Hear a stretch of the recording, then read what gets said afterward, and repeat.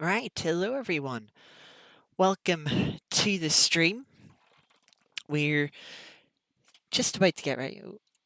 It would help if I didn't have the stream up on a second tab. Sorry about that. You wouldn't have heard that. I would have had that muted. Um, but yes, welcome to the classic Goodwood Hillclimb. For those that don't know, recently we had, well, I say we, there was an event ran that required people to recreate classic racing cars from any discipline, from 88 to and earlier. And yes, there were 27, 28 cars made. Unfortunately, one had issues and can't be raced. So we have 27. Arizona asking about the Model A. The Model A is running. Um, I just recorded the little uh, flybys that you're seeing before I got the car. So it is the only car not included in these shots, but it will be running, and it will be the first car to run. We have a running order that I'll go through very shortly.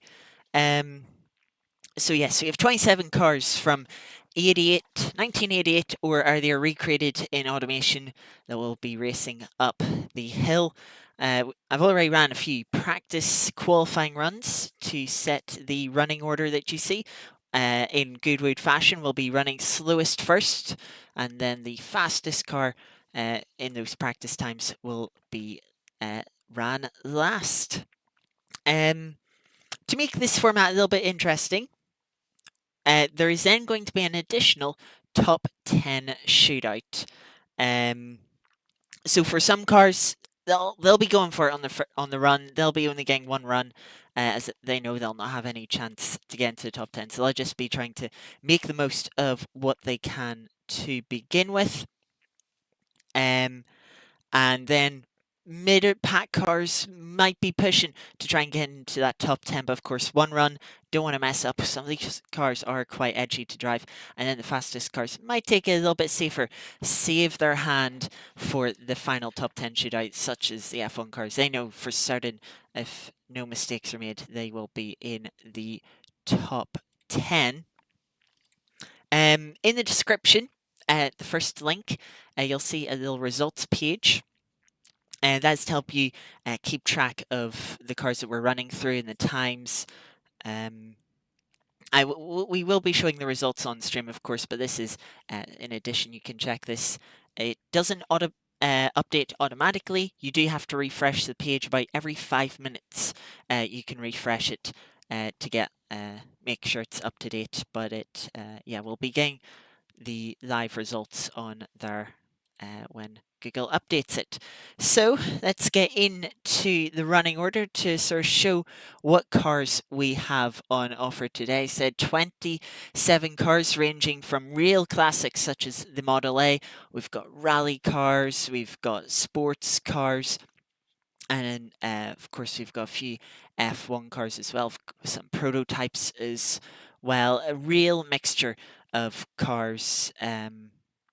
Great to see. I just realized I took the screenshot before I updated some of the car names. That might have been handy. Yeah, unfortunately, can't fix that right now. So if you want to see the correct running order, do check that spreadsheet as I mentioned. But as we get going, the names will be corrected.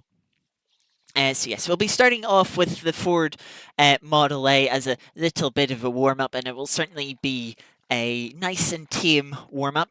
Then we have a Peugeot 404 diesel record car, I believe that is, I was reading. That will be second. And then we've got a Mini Cooper S, another Peugeot 104, this time ZS. Then we have a Mini Clubman, a Alfa Romeo, I should have that. Alfetta will be running sixth. Then we have a Lada VFTS, a Nissan don't think it's 250Z. I think it's actually a 240Z. Yep, it is. Then we have a Chaparral 2J, Piper GTR. Yep. Lancia Stratos. The Vision Motorsport is actually a Mirage M6. I should just go to my spreadsheet for this. Then we have a Citroen BX40C. Nissan Skyline RS, that is a silhouette car. Ford Escort Mark II RS. A Renault 21 Super Production, Mercedes C9, getting into what could potentially be in the top 10 here. Ford RS 200, Ferrari F40 LM, Ford Supervan, second edition of it, ID90 GTO, then a Jaguar XJ R9, Porsche 917-30 Spider. Then we get into the real fast cars. The Lotus 78, first of the F1 cars. Got beat out by Peugeot 405 Turbo Pikes Peak car in the qualifiers. Rounding off then with the Lotus 9090 and the McLaren MP4-4. Very legendary car, of course. The one that Senna won his first World Championship in. As we're on the 30th anniversary of his unfortunate passing that has been celebrated in many of events. But yes, as our running order, again, if you want the the corrected car names, I should say, they are in the spreadsheet below. So, with that said, we should probably get started here. So just give us 1 sec to load in to Goodwood. As I mentioned, every car will get one run up here. So I've put a lot of pressure on myself here to make sure I get these runs correct. And we can now get to the hill. Yeah, it is a great variation. It's great that we have an opportunity to run them all. So starting off here with the Ford Model A. This car's going to struggle a little bit. It's only 40 horsepower from 1930. It's all cars, I haven't mentioned this, all cars are in the race soft compound. This one's on cross-ply tires, but most of the cars will of course be on radial tires. So I will be trying to race the cars from first person where possible. It is just my preference. So the camera on this one, just ever so slightly on the wrong end of the car, but that doesn't matter too much. We can get going now for the run.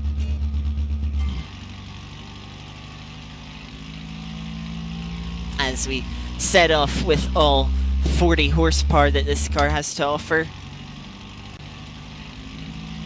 As you can tell, this run, it will take a little while, but a nice way to get warmed up, as I haven't done any warm-up beforehand. A little bit wide of the first apex still. First feedback is a little bit odd with this car, but we'll have to make do. Only 3 gears in the car too, so it does find itself a little bit stuck in between gears on the later portion of the hill. You'll see what I mean. And we're already at the point where cars will be reaching the end of the hill climb, and we're still yet to get to the left-hander here, or even past the flint wall. This is the point that we have to shift down into second. Now we're going to get very close to the rev limiter here on the way up the hill, but we're not quite going to hit it as we get past the flint wall, and we should be flat out here to the top of the hill. Just gotta make it take nice and easy around the right hander. Try not to scrub off any excess speed.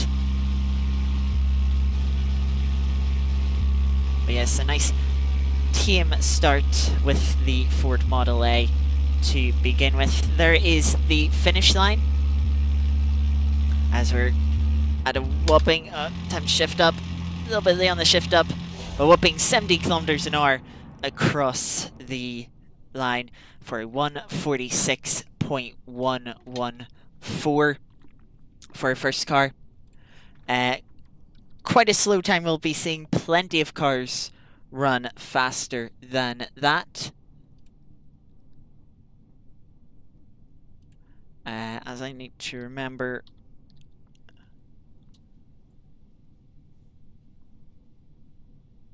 how to input times. But yes, we can have a little look at the page. The Model A, topping the times, being the first to run, will be the only time this will top the times, unless next car, the Peugeot 404, has an issue.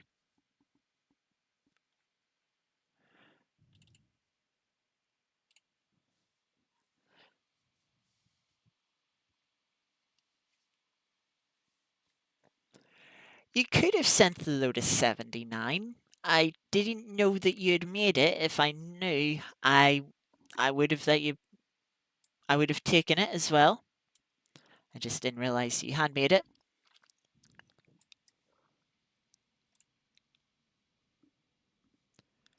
So then, next up is the Peugeot 404 diesel record car. You'd think with record being called a record car that it would be quite quick. It does struggle a little bit. So it does, which we will see. We can go into first person for this car. So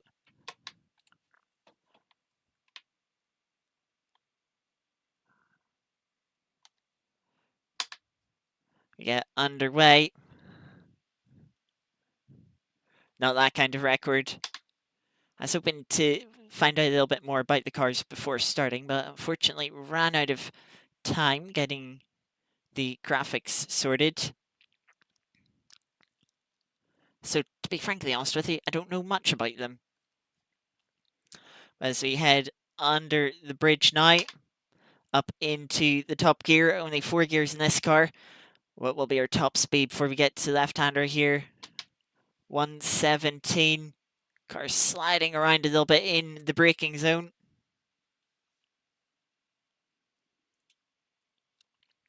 I've got to try and remember how all of these cars drive. I know there's one car that's very sensitive on the brakes later on as we're flat out past the flint wall.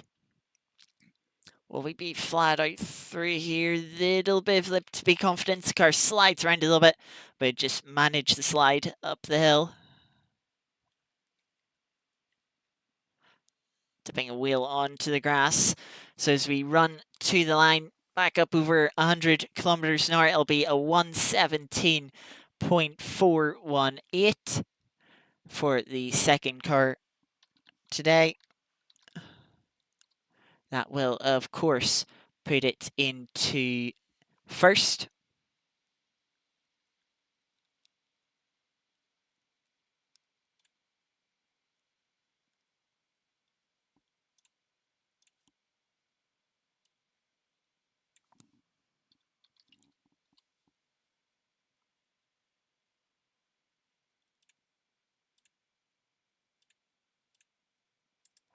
So yes, it will take the fastest time so far,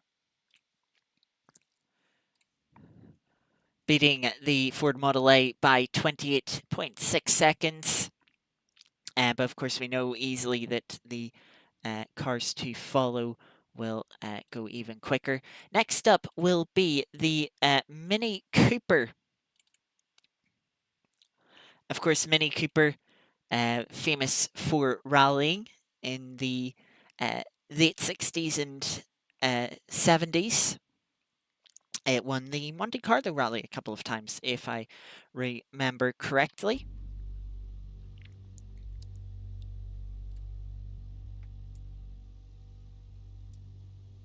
So we can see here the Mini on display front wheel drive, small skinny tires, with the light on top. So let's get underway for this run.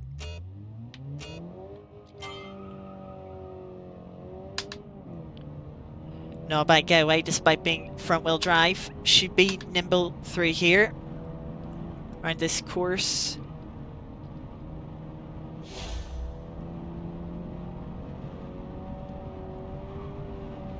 Flat out through the second right-hander. Under the bridge. New top speed so far.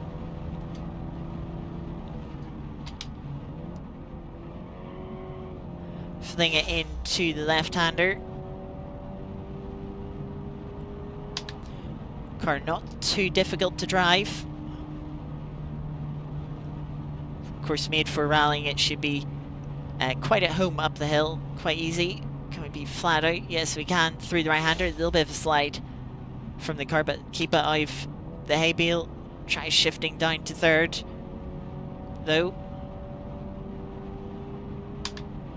Car picks up a bit more, get up to 117 kilometers an hour across the line, and it'll be a 107.735. Beating the Peugeot 404 by nearly 10 seconds there. But we've still yet to get under the minute mark. As we can see the time there. That puts Ford Model A 38.3 seconds down. That will, number will quickly increase as we get through the cars today. Next up will be a Peugeot 104 ZS2.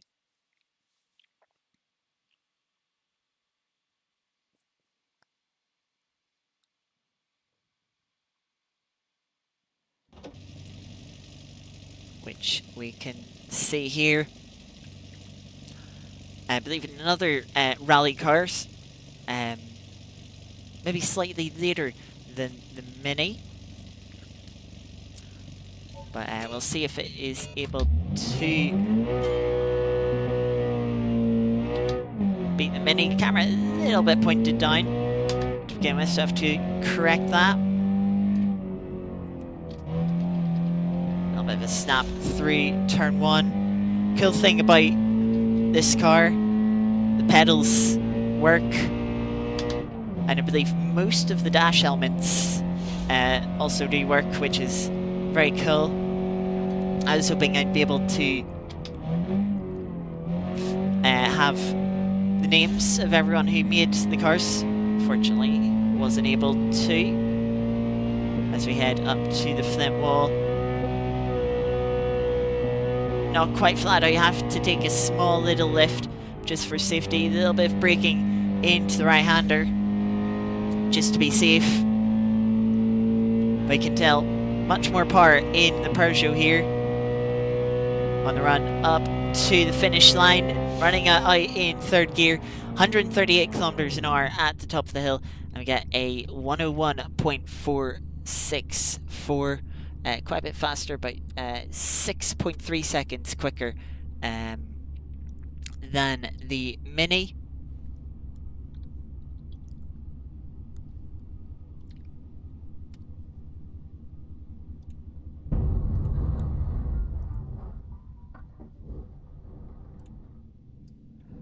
As we can see this here, it's 6.2 seconds there.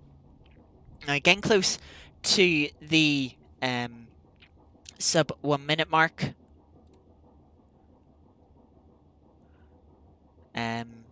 So we'll see if the Mini Clubman RX can be the first car under that threshold, that 60-second threshold, and take back the top spot momentarily for the Minis. Of course, the RX should do reasonably well here. RX tracks are quite tight and technical, so the RX, you'd hope would have the acceleration that is required up the Goodwood hill. As you can see here, the Mini Clubman RX. Not as big as the current day Clubman Minis. But yeah, let's see what this Mini can do. Easily the fastest car off the line so far. Throw it into the first corner. It just about sticks. Not having to brake for the second right-hander, but taking a big lift. Head under the bridge. Car nearly topping out with its 4 gears. Car sliding around under braking. Up towards the flint wall. A little bit of braking just to be safe. The car sliding around just about keep it out of the wall. Down a gear for the right-hander just to play it safe. This Mini doesn't have a chance of getting into the top 10, so this will be its only run. As we head up to the line, it should beat the Peugeot, and it does. Its first car under the 60-second mark, 59.0. We'll see it at top of the times so far.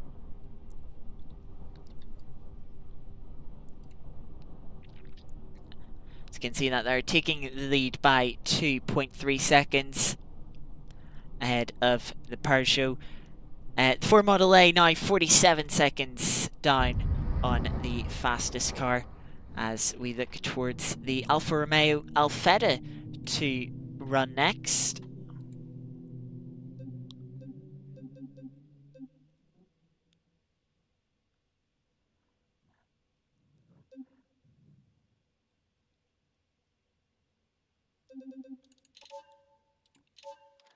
As we load that in. So 5 cars in now. First one to go sub 1 minute. Wish I kept the quality times on me to see how it compares to the quality times. Unfortunately, I may have deleted them. So next up, the Alfa Romeo Alfetta. Possibly another touring car, I would believe.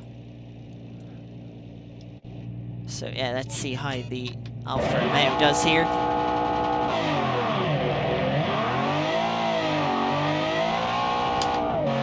Much lighter car. Big snap of oversteer through the first corner. Tail end just sliding around. But for all the noise that it makes, it does have some power. Slow it down. Try and control the back end through the left-hander. Up towards Flint Wall. A little bit cautiously. Again, just having to fight the car. Now on to the run to the line. Should be able to beat the Mini Clubman here, and does so by nearly a couple of seconds at 57.122 as final time for the Alfa Romeo. Still making quite a bit of an improvement here at the lower end of the what will be the timetable, the leaderboard, as we get through the cars. But yeah, 1.9 seconds between the Alfa and the Mini Clubman. Next up, we have the Lada VFTS. What might be another rally car, I believe. Or possibly rally/touring car. Certainly, rally and touring cars not too different, especially nowadays. There's sort of a bit of a convergence in the lower ends of the field, both those disciplines. But here we have the Lada looking great once more. You can see the motorsport-inspired windows No interior here, but let's get round. Let's see how it can fare.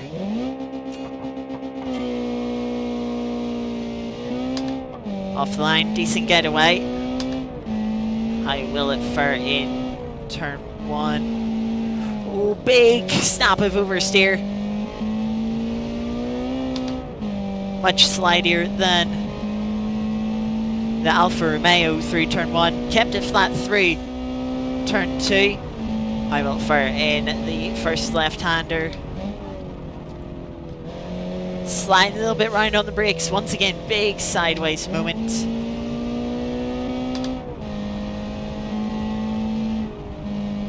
Got to play it safe through the wall. Get very close to the wall on the left-hand side. Oh, again, another sideways moment. No, just about control the car through the right-hander. On the run to the line, it's going to be close here. Try avoid shifting up, and we do, and it just about beats out the Alfa Romeo. A 56.886 for the Lada. Will take the top spot by only a couple of tenths. You can see that now. 0.236. Starting to get into a bit of a pack here. But next up we have the Nissan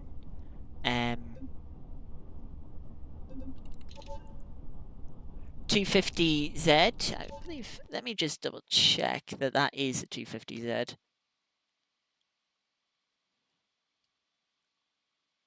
No, it's not even a Nissan, to be honest.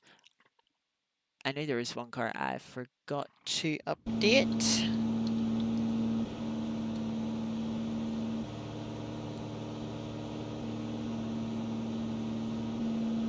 So yeah, it's a Datsun 240Z, in fact. I know my cars. Yes, here it is. In its Bob Sharp livery. IMSA GTO car, this one. Or sorry, GTU. So it'll be interesting to see how this car does. I think we're on for more our first sort of sports car of the field.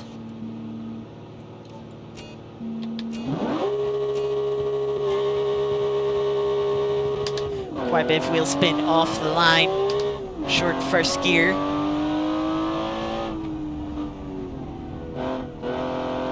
Sliding right, not really gripping up through the first corner. Big slide then through the second corner. Managed to hold on to it, but that will have cost it a bit of time.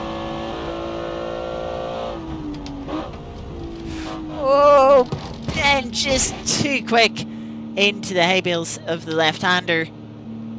Let's see, can we keep it going? I don't think so. I think it did lose a rear tire. Yeah, it lost its rear right. I knew I was going to mess up with one car eventually. Fortunately, it's the 240Z. It will be the first DNF.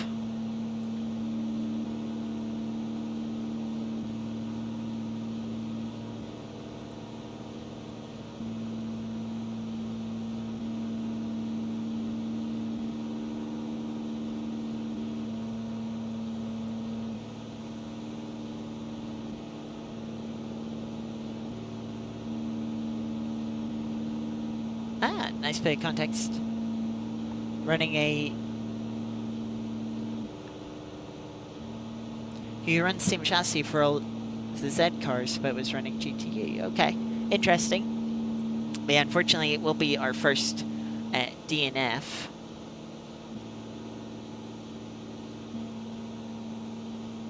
Fortunately, with how I've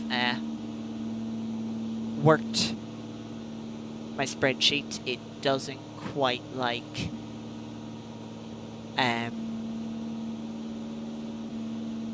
text, so it'll look a bit odd in the final results here.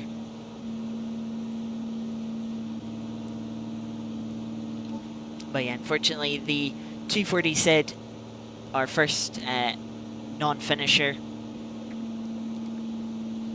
Big moment through turn 2. Definitely, of course, did qualify quicker than the Ladia. Would have been interesting to see if it could have made up a couple of more positions, but it just a bit too challenging. Speaking of challenging, the next car we have up is the Chaparral 2J. A very interesting car. This is a classic sports car raced at the Mon. So it did.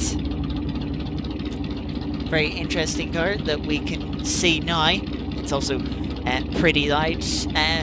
Automation and Beam not liking this car too much with the wobbly fixtures, but we'll ignore that. Big fans out the back, unfortunately, not working.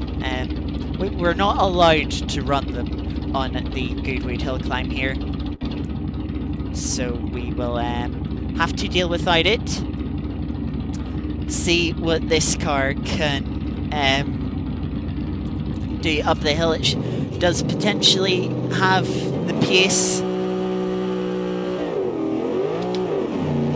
Very powerful, but also very slightly. Does also bottom out slightly with the apparatus trying to make the fans work. It's just sliding onto the grass in the first section.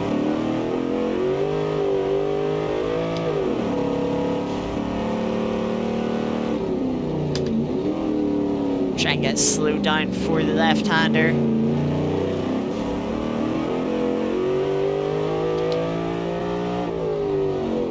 Up towards the wall, just about keeping it out there. Oh, big snap of oversteer, trying to put the power down. Put in the wall. It still drives. Oh, not quite. Yeah, it's a bit too beaten up. Just a sudden snap at the last moment. Piss into that hay bale just in the background. This car is quick, certainly has a lot of potential pace. But, yeah, just a bit too unwieldy to put the power down. Not enough grip fans, unfortunately, not able to use them. Yeah, it was the 9th slowest car in surfing qualifiers when it did get a lap done. So it did have some potential pace behind it, but really, with if the fans were working, this car should have been much further up, and it does become the second DNF of the field, unfortunately. Next up, 10th car to run now is the Piper GTR.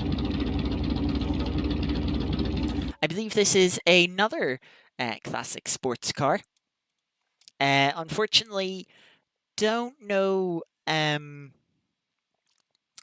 heard anything about this car before this event, to be honest with you. But it definitely gives off classic sports car vibes, as we can see here. The Piper was meant to run at Le Mans in '69, but was too slow to qualify. So that's a nice bit of background. Thank you, Aris, for the car. It does look very nice. A little bit odd, certainly, with the front nose. Normally, that's where you would find a radiator in cars. Looks like here instead they decided just to put the radiators somewhere else and have it purely sort of pull back at it for aero reasons, most likely. Might be trying to get more air under the car, or streamline it slightly. I'm not too sure. This is one of the cars I won't be using interior for, because the wheel is, yeah, it does block the view ever so slightly. But yeah, let's see what this car can do. It'll be another difficult one to handle, especially having to run in third person. Let's see if it can top the times. through the first corner, maybe a little bit safely. Big snap of oversteer through the second corner.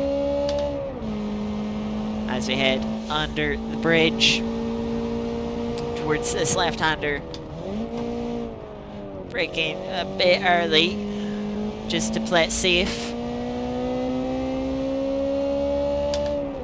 Now running up towards that wall. Try and carry good speed. Car staying nice and stable through there. Down here through this right-hander, a little bit of a twitch. Gets us rubbing against the hay bales on the right-hand side. We're able to carry on up to the finish line. He'll easily take the top spots so far. A 382, sorry. To go fastest so far. As you can see here, fastest by 1.5 seconds. Ahead of the last car to complete a lap. Putting a bit of distance between it and the next car.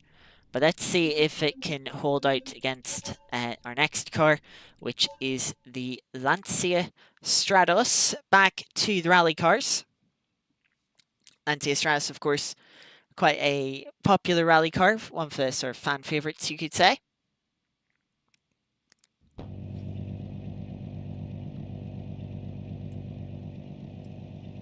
As we can see it here. Quite a nice looking car. No livery on this one. But surely it will need it to go quickly.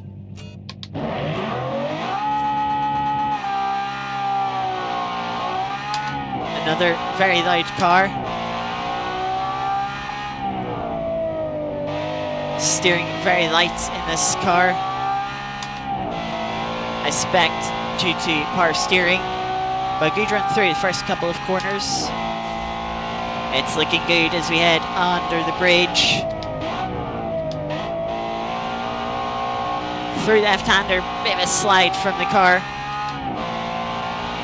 Steering so light that it's very difficult to try and feel what the car's doing. Having to judge it sort of purely on what I can see. Managed to keep the car out of the walls. So as we head up to the finish line, it's going to be the quickest time so far by a margin. It's a 51.2, fastest time by about 4 seconds, 4.1 seconds. What a time from the Lancia Stratos. That will put it to the top. 4.102 seconds. Easily, great time there from Stratos so far. That puts the Ford Model A that ran first now at nearly a minute down, 54 seconds back for it. But as we get on to our next car, it will be the Mirage M6.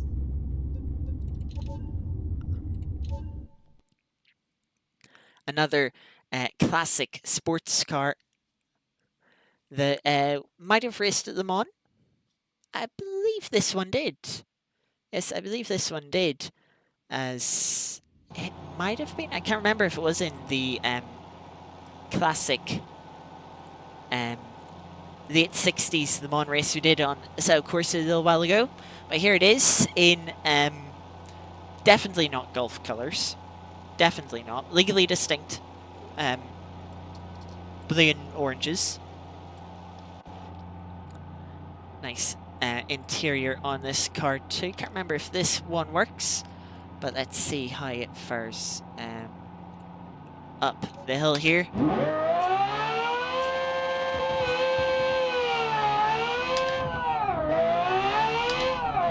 Quite a bit of wheel spin off the line.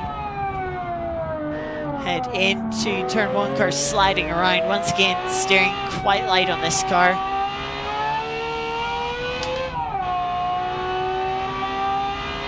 Will make it quite difficult. Oh, just trying to gather it up. We'll keep it out of the hay bales, but do spin it around. Try and get pointing back the right direction. get going once again.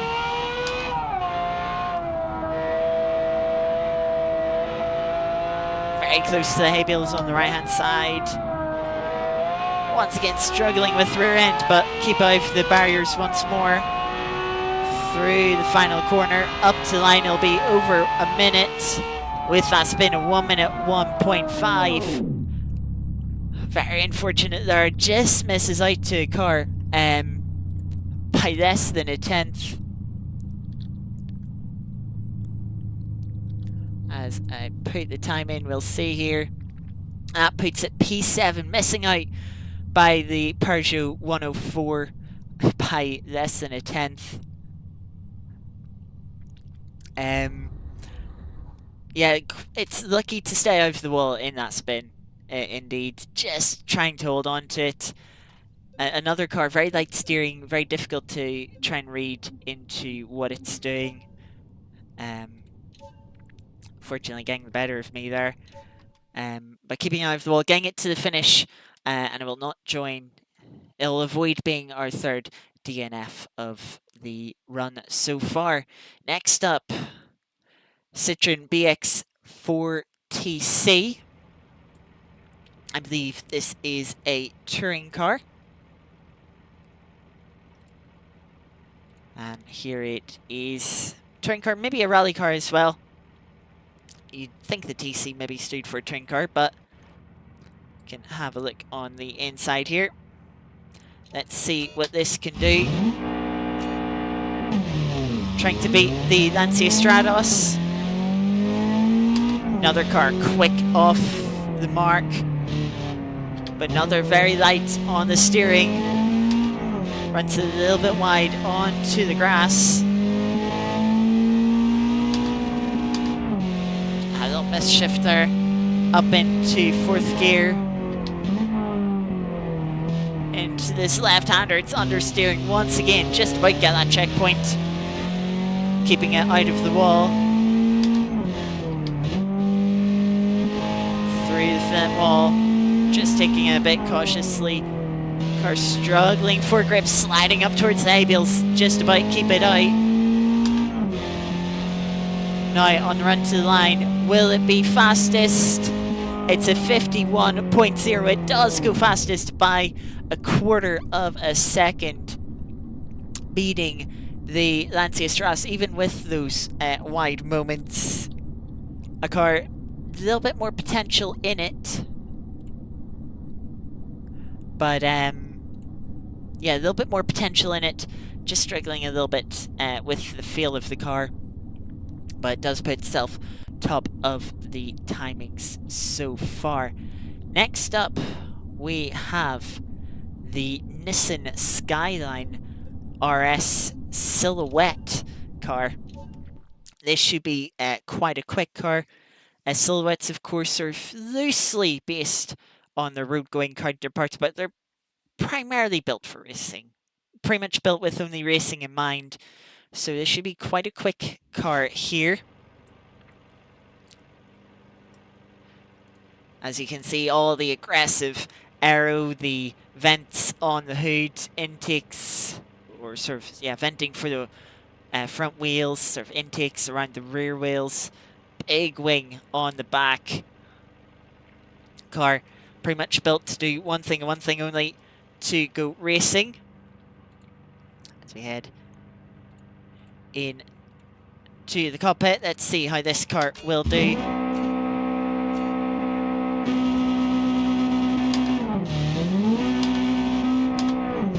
A lot of wheel spin off the line into turn one. Car quite a bit grippier, but snap on the par, and it's stalled. Get fired back up. Try not to spin it again on the grass. Car struggling a bit with turbo lag there. Has lost about 15 seconds, I'd say, as we head under the bridge. Into the left-hander. Try and be careful with the power. Car once again trying to snap away. but holding on to it this time. Careful with par through the flint wall. Don't want to hit any of the hay bales or the stone wall there. Through the right-hander, just very nervous with the car, trying to put the power down on the run up to the finish line. And it'll be a 104.411 as we get to the finish. That will put it into P9. Quite a way down the field, unfortunately, for it. But yeah, that spin, just brutal turbo lag, struggling in the opening corners. That will put it down to P9 so far. 13.3 seconds off lead, but we know that's not its proper time. It has a lot more potential than that with the spin. I'd say, comparing it to other cars, it was maybe about 15 seconds down at the bridge. So yeah, a car that had a lot more potential in it. Next up, we go back to the rally cars. We have a Ford Escort Mark II RS coming up.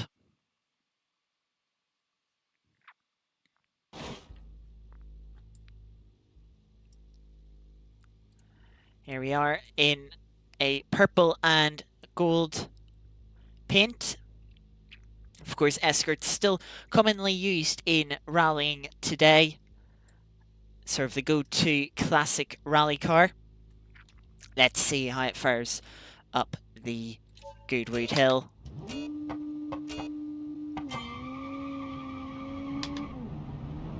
And decent launch from it. As head into turn one, a little bit wide, a little bit of a slide on the exit. This car rear-wheel drive, of course, will slide around at the rear, trying to put the power down. Being a rally car, though, it doesn't have too much power, which should make it too difficult. Sliding around again, still up towards the flint wall, trying to be careful. A little bit of a snap there, a little tag on that hay bale. Have to get the car back under control. Big snap there, just gather the car back up. So now make the run up to the line. We'll be able to take the top time, beat the 51. It easily will. It'll be our first sub 50 time of 49.717 for the Ford Escort, setting a new benchmark here. We'll put it to the top of the times. 1.3 seconds clear of the Citroen. Top of the times. We'll have to see how far it can stay up the order as the rest of the cars come through. Next up, we have a Renault 21 Super Production. Not a car, to be honest, I know anything of, to be honest. So we'll have to see how this car fares.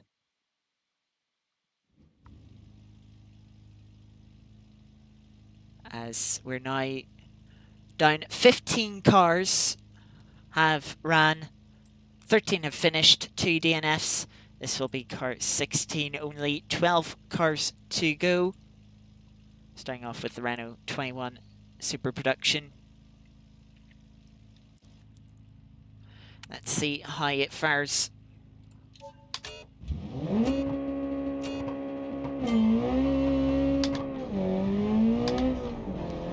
Quite a good getaway from the line. How does it fare into turn one? Oh, struggles for grip, and oh, that missed the checkpoint. That's not fair. Well, a little cheeky redo on that one since it missed the checkpoint. No one saw anything, so we get away for the Renault 21 Super Productions run. It's a good getaway here into turn one. Car sliding around a little bit, struggling for grip maybe compared to a couple of cars on the roster, but still decent top speed. slowed down for the left-hander. Now up to Flintwall. Trying to be quite brave. Car slid around, got very close to some of the hay bales, but managed to keep the car out of them. Now running to the line, it's going to be close here. Will it be able to take the top time? It will indeed, by over a second once more, setting a new benchmark of 48.348. Be the new fastest time, beating the Escort by 1.3 seconds again at the top of the times. Yeah, it's kind of funny how the Escort beat the Citroen by 1.3 seconds, and then the Renault went and beat it by 1.3 seconds. Next up, we have a bit of an interesting car here. Another classic sports car, sort of getting on to the verge of prototypes here. We have a Group C car in the Mercedes C9, or Mercedes Cyber C9. Can't remember exactly what part the Cyber fitted in. We can see here, this is the long tail, or sort of long tail, quote unquote. This is the Le Mans version of the car, sort of a smaller rear wing at the back. Won't make too much downforce. A lot of power behind this car. Once again, another one of the cars we can't use first person in. So this will be a very difficult car. Let's see if we can get up the hill, and if so, how quickly it will be. A lot of wheel spin initially off the line. Having to be very careful. Oh, a lot of turn in from the car. Rear end stepping away immediately.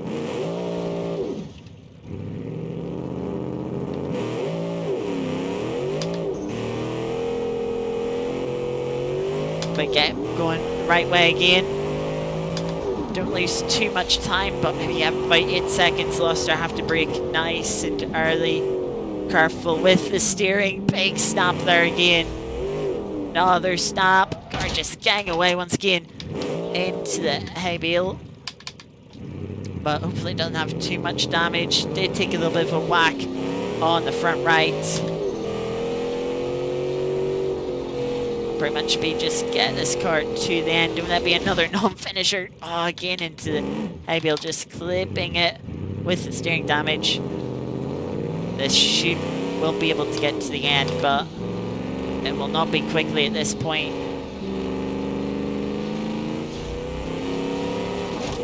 I'm just being too brave now. Oh no, don't tell me that's gonna be it. Yeah, this chassis all bent. There's about one wheel touching the ground now with the front body work. The car just very sensitive to steering inputs there. Means it is our latest and third DNF. It found a penny. Yeah, it found a few hay bales. Yeah, the car very sensitive on steering inputs, especially when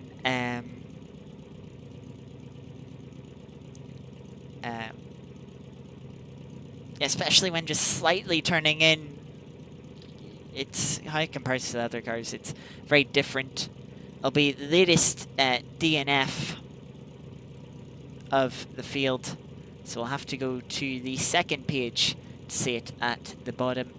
We'll also get to see that the what is running next. Next up, we have the Ford RS200, back to another rally car. A little bit more modern than the Escort that ran a little bit earlier. So it should be able to beat the Escort. Whether or not it'll be able to beat the Renault 21 Super Production is another question.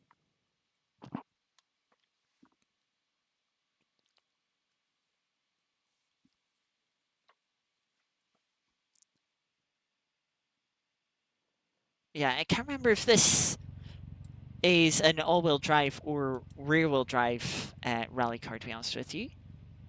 Can't remember if we've got quite into that era. I don't think so. I want to say we haven't, but I honestly can't remember. Here it is in all black. The dash a little bit high on this car, I must say, but not still usable. So let's see what we can do here. I believe also with that we have 10 cars to go. So this is a car that could potentially get itself into the top 10, but could potentially find itself on the cusp. Main thing is getting to the end of the hill climb.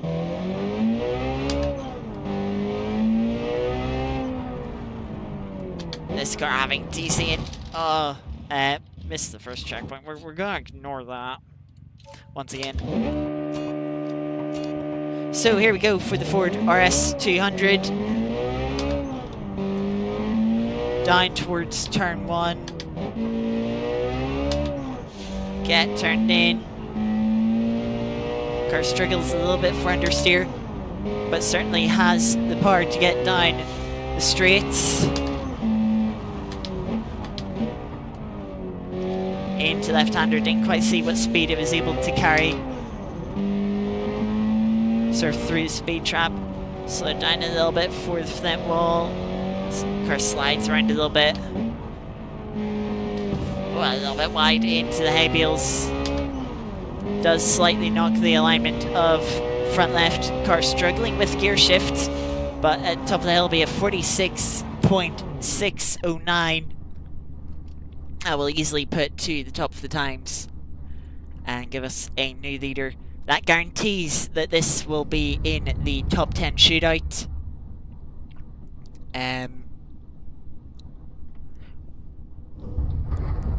Since we only have 9 more cars to go. You can see there, Ford RS 200 going to the top of the times by 1.7 seconds there. How far in the top 10 will it be able to hold? We'll have to wait and see. But next up, we have a Ferrari F40 LM. So once again, going back to classic sports cars. To be honest with you, I know quite well Ferrari F40. LM obviously standing for Le Mans. I'm not actually too knowledgeable of sort of 24 Hours Le Mans of when the F40 would have raced, to be honest. Sort of, for me, I more know it as a road car, to be honest. But of course, it is. I don't know which way, whether the road car inspired the race car, or whether it was originally a race car and they made sort of then a road car variant of it. We can use first-person view of it here. Raced in 1994-95. Interesting. But yeah, we'll get underway here with Ferrari F40. Bit of wheel spin off the line, but didn't seem too bad. Through the first corner, a little bit of a slide. Turbo kicked in, give it a little bit of wheel spin between first couple of corners. But like that, top speed over 240 kilometers an hour as we head to the left-hander here. Got the car slowed down now up towards the flint wall.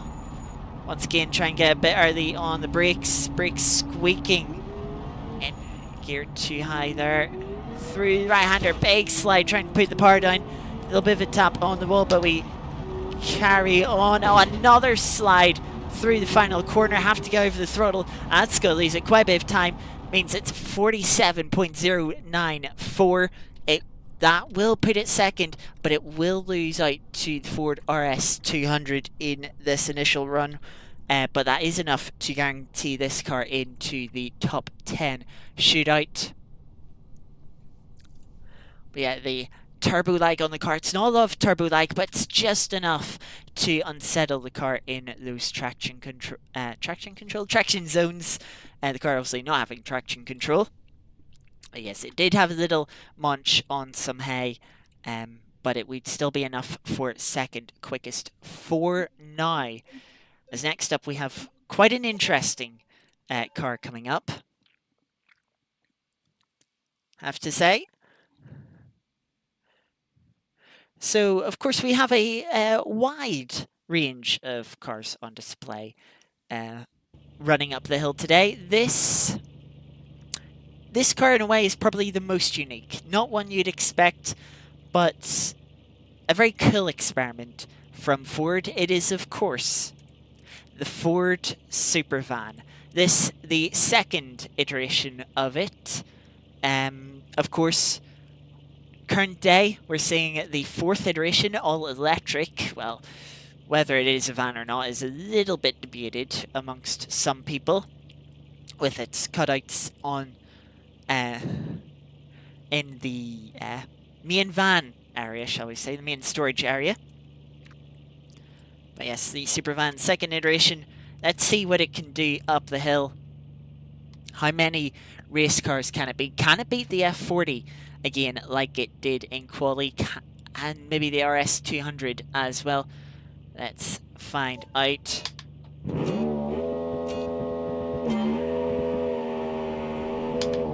Revs to a lovely 10,000 RPM as well.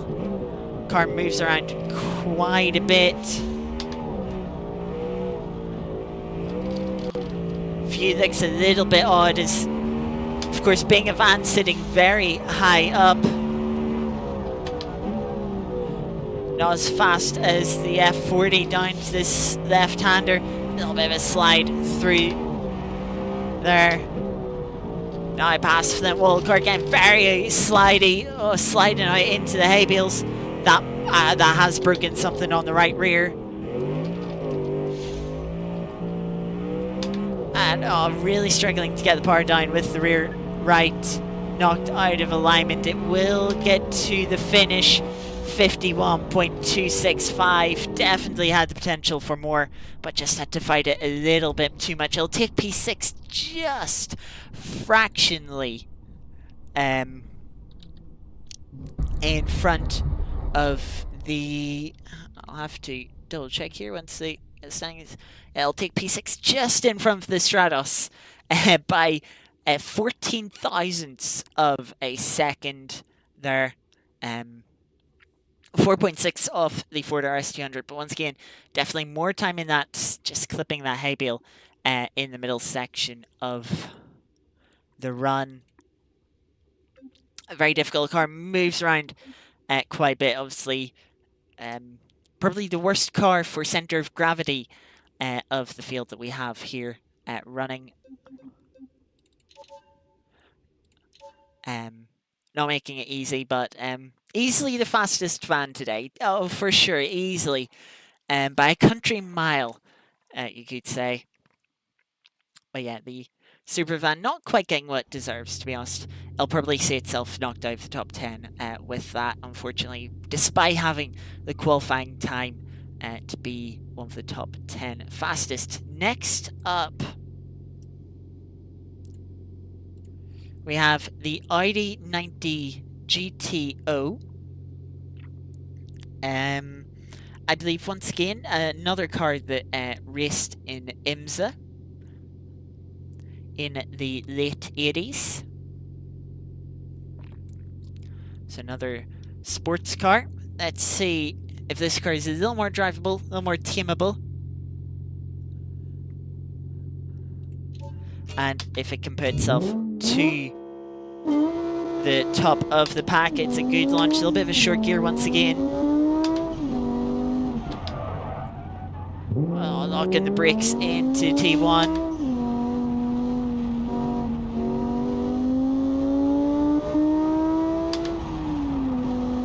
A bit of a long gear shift under the bridge. Oh, the car really struggling under braking. Just locking up completely.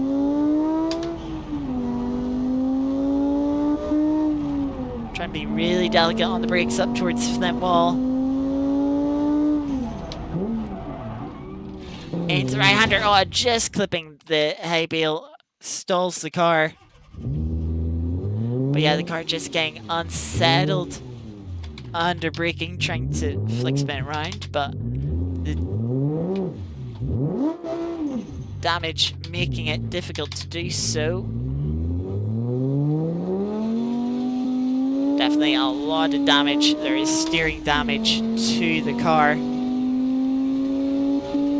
But we'll be able to get it to the top of the hill.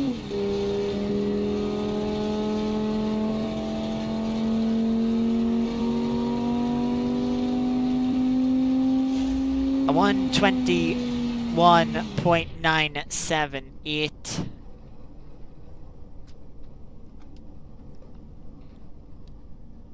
We'll mark it as the slowest car that is finished. It was tuned for ABS. Yeah, we're not running ABS on it here. Yeah, struggling with the brakes. Have to be very delicate. When you can be delicate on the brakes during a few practice runs, yes, it can get that time up right up there. But otherwise, it does struggle. It will find itself not slowest of all the runners, sorry. It still beats the Ford Model A with 1:21.9. It does lose out, though, to the Peugeot 404, the Mini Cooper, as well as some of the other cars that had issues. But yeah, still does beat the Ford Model A by just over 14 seconds. Speaking of the Ford Model A, it is now 59.5 seconds back on the fastest time so far, the 46.6 set by the RS200. But while we're on this page, you can see what we have next up. We have 6 cars left to run, with the first of those being the Jaguar XJR9. Another classic Le Mans car, Group C era.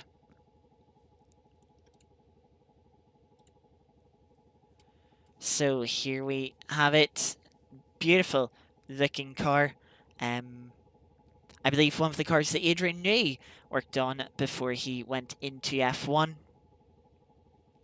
A very well-known, renowned car.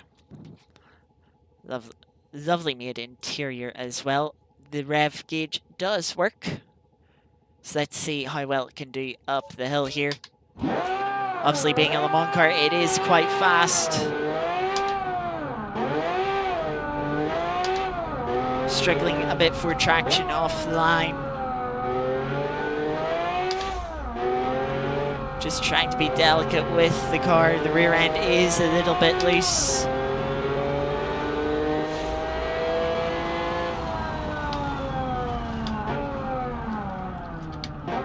Rear end sliding around into left-hander. Got up to 246 kilometers an hour before braking. A little clip on the hay bale, but we'll get away with probably just some minor bodywork damage. Good, take a little safety lift through the final corner, but on the run up to the line, it's going to be very close. It's not going to take the top spot, but was also close. Just under 900ths off the Ford RS200. That will slot it into second place.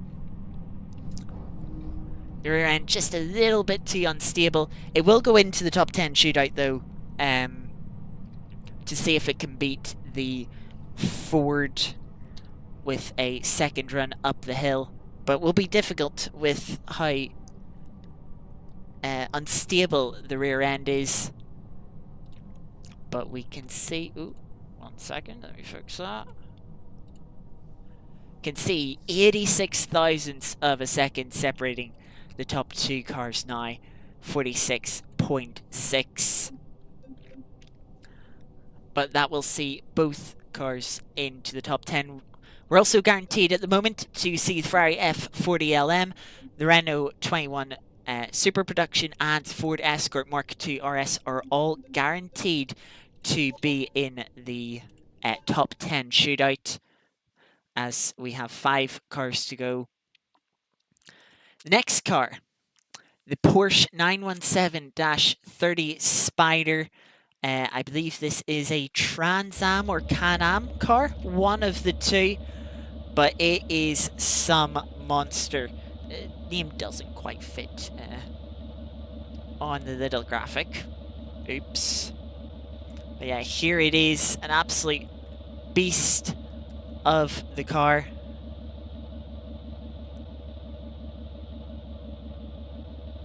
Tires did export as red for some reason, but we'll ignore that. Very little rules and regulations for this class, so it is an absolute monster. Fortunately, the rev gauge doesn't work. This car would look so good if it did, but it can be a little bit of effort if you don't know what you're doing to make it work. So let's see what this car can do. I expect this car, if it has a clean run, to take a jump up on the times.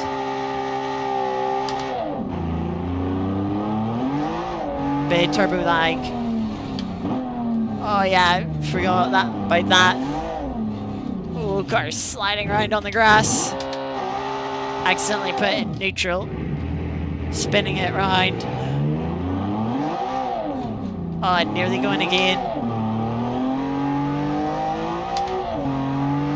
Yeah, this car very much struggling. Oh, yeah, this car is so difficult. Being as quick as crunching the front end, it might still be drivable.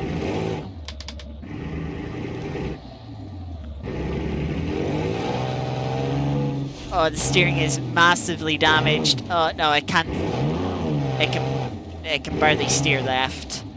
That won't be able to get to the finish, unfortunately. This car, it creates over 1,000 horsepower, I know that much. Maybe near 1,400, I believe, or at least one of the versions, or one of the cars in this class can make that much. But yeah, it's a lot. It got up to 270 kilometers an hour into that braking zone, despite the spin on the corner, the right-hander before that little straight that isn't that straight.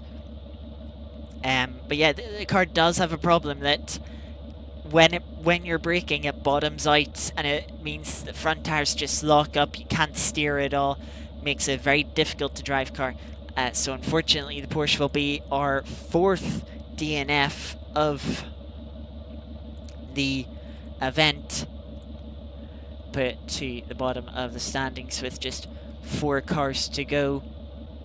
Very unfortunate there for the Porsche, but yeah, just with its struggles, its difficulties, crashing out. When you get it right, it can be a very quick car, but to get there, it takes a lot of difficulty. Now, however, we get into something else that will definitely be taking a step up. There is no question about that in its pace. But a car that will have to be a bit careful with the high wheels. It's our first open wheeler. It is the Lotus 78. Here it is. Lovely looking first open wheeler. Ground effect car. Turbos as well, so it will have turbo lag. Will it have enough downforce and enough grip to not struggle with the turbo lag? That is a question I'll have to answer. Let's see how it fares. 12,000 RPM. Oh, a little bit of a slide through the first corner. Car not quite gripping as much as I expected. $250 kilometers an hour down to this left-hander. How fast will be past the flint wall? Could be a bit braver than that for sure.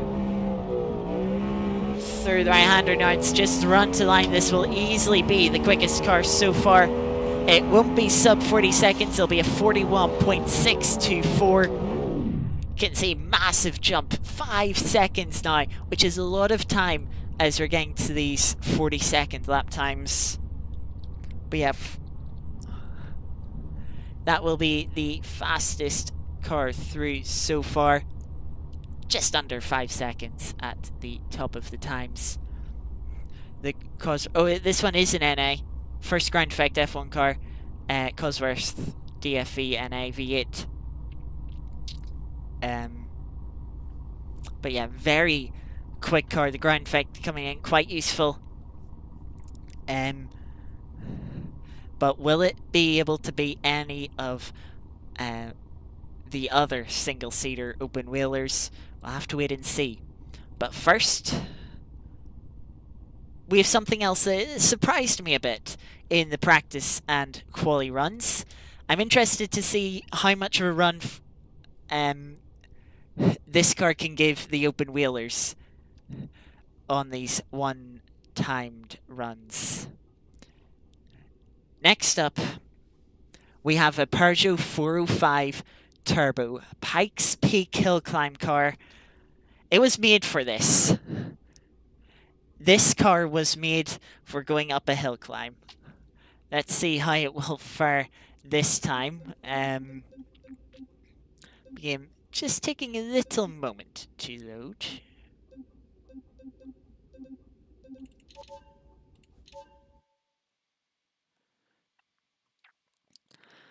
Yes, this beast, over 700 horsepower if I recall correctly, all-wheel drive, a lot of downforce.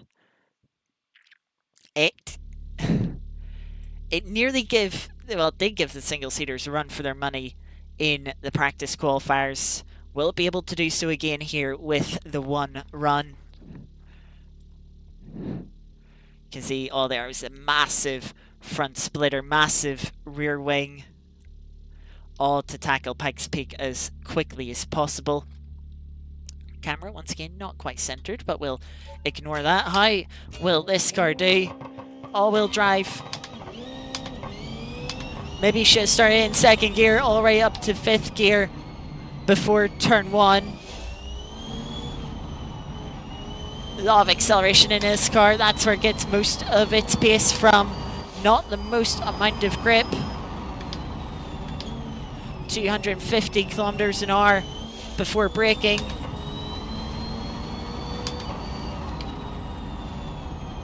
Oh, it wasn't quite lined up correctly through the flint wall. A little bit wide there, slight tap on the wall. We'll get away with it though.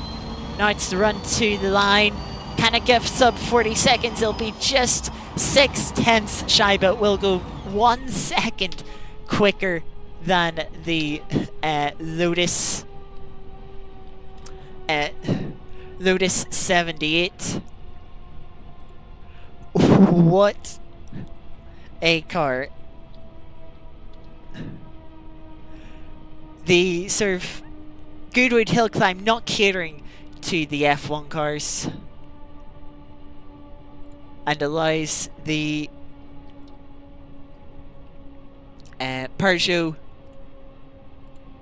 to take top of the standings for now by nearly 1 second. Will that be good enough to top the leaderboard of the main shootout?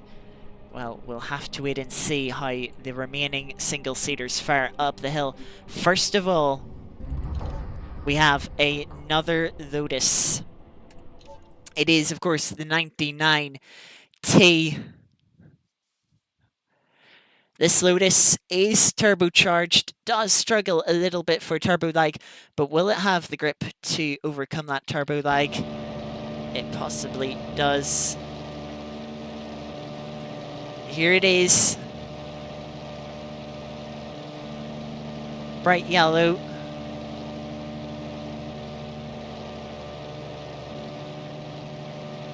Fiona hoping the 99T gets 104'd. Yeah, already Sen, this car driven by Sen, his last car with Lotus. Yep.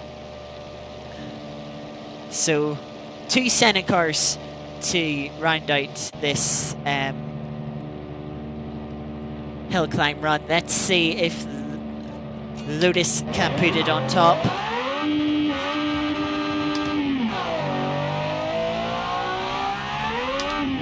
A little bit of a slow getaway.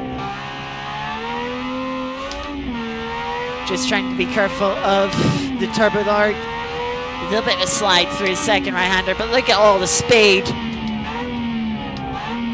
270 kilometers an hour. Before breaking up to the flint wall, how much speed through here? About 180 kilometers an hour.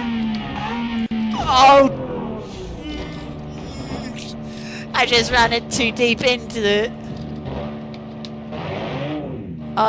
right-hander.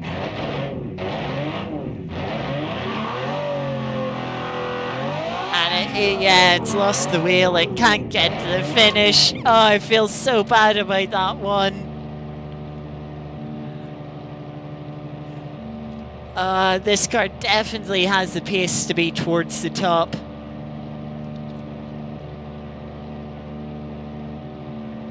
Oh, yeah, just slightly late on the turn in for the right-hander. And it will be... I can't remember. Let's see. The 5th DNF so far. Real shame, that does mean it won't make it to the top 10 shootout. I really have let it down. That does certainly pave the way now for the McLaren MP4-4 to probably take a win here. As long as it can get through the run here, this car, I would say, is the most likely to take to the top. I feel so bad about that one. Now, the McLaren MP4-4, Senna's first title-winning car in 1988.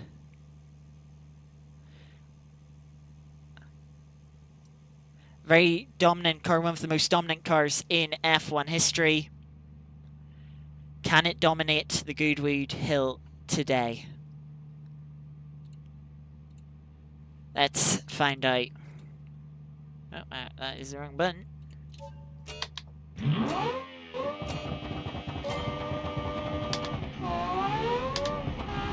Off the line. Oh, I just clipped the hay bale there on the inside with the rear tire. Hopefully it doesn't have too much damage from that. This car not quite as powerful. Oh no, I've done it again! Ah. Oh. I've done it again, these cars. They're so difficult.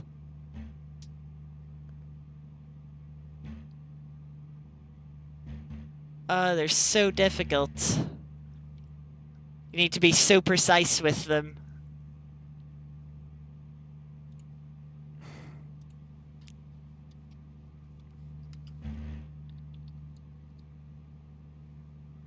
Going into these runs with only one run, it's so difficult to get the performance out of the F1 cars. Should have been a bit more careful. It could have got into the top 10 without a push. Just driving it 90%, it could have got through. Fortunately, it does make up the 6th DNF of the field. So let's make our way up through the order. Our DNFs. The McLaren MP4-4 and the Lotus 99T. A bit too quick for their own good. Yeah, just mistakes for myself through high-speed corners. Then the Porsche 917-30. A little bit of turbo lag catching that car out. Clipping a hay bale then.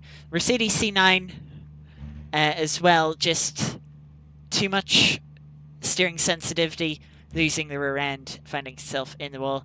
The Chaparral 2J, very slidey car. That's in 240Z. Can't quite remember what happened to that one, to be honest. That was the 8th run of the day. Our slowest car of the day, the first that ran, Ford Model A, coming in with 146.1, 65.5 seconds off the fastest time at the end. The ID90 GTO had issues, but it managed to get to the end, 121.9 for it. The Peugeot 404, a 117.4, beating a couple of cars. The record car, once record car, not so quick by more modern standards. The Mini Cooper S, 107.7, put itself P18.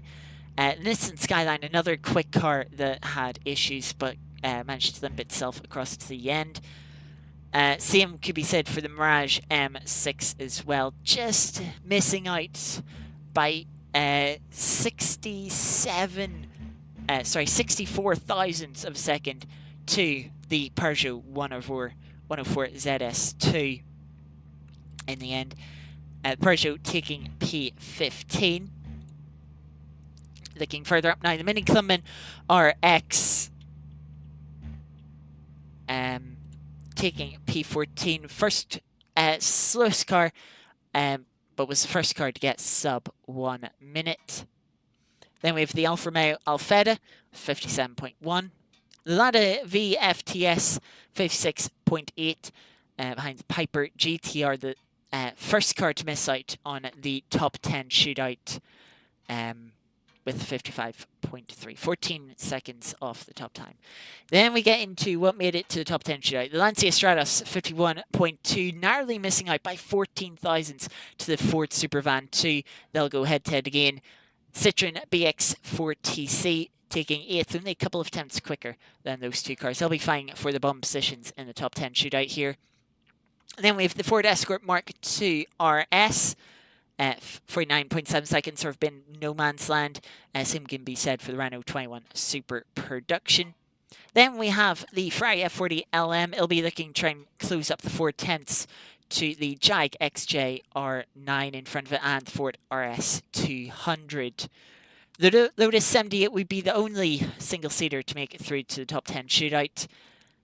But it got beat out by the Peugeot 405 Turbo Pikes Peak car right at home on the Hillclimb.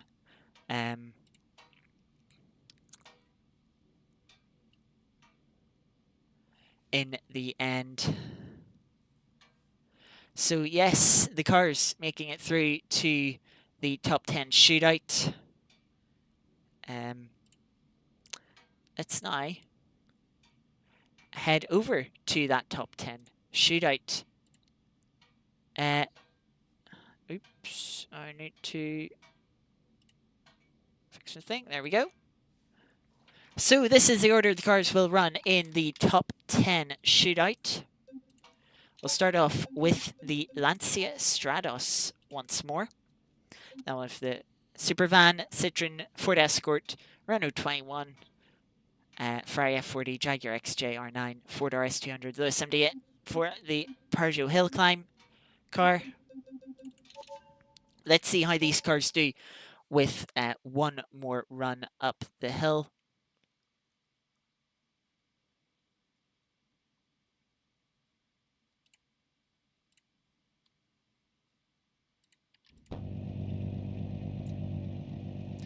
So back to the hill climb. Lancia Stratos. It's in tight battle here, so it'll need to push for everything it's got. Try and claim a couple of positions. It really has nothing to lose at this point.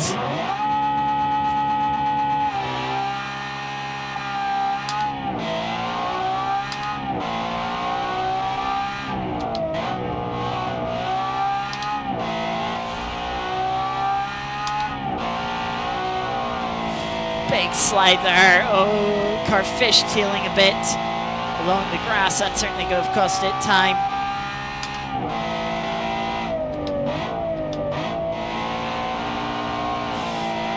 Rear end stepping loose once more.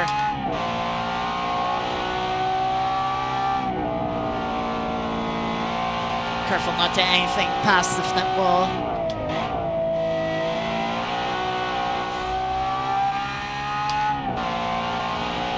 Now on the run up to the line, it's probably going to be slower. A 51.643. That is 4/10 slower than it was in the main shootout. That fishtailing moment's certainly costing it there. If it wasn't for that, it would probably be faster. I really think it lost more than 4/10 in that fishtail moment. Maybe a second. It definitely could have went faster, but it sets the first benchmark here for the top 10 shootout. So now we go to the Supervan 2. It definitely has the possibility of beating the Lancia here. Will it be able to have a clean run? Will it be able to find more pace to try and get itself up to P8?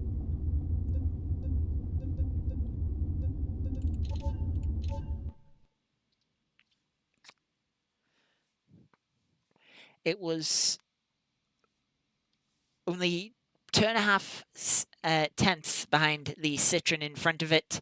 P8 is probably the best it's hoping for if none of the other cars have issues. So let's see, can it get that P8? Let's give it a go.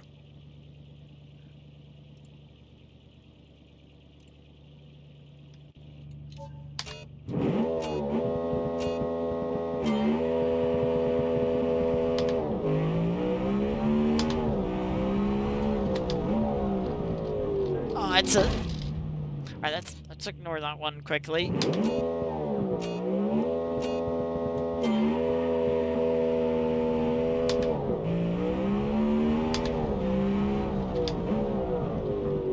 Struggling into T1, a little bit wide. Oh, come on, game.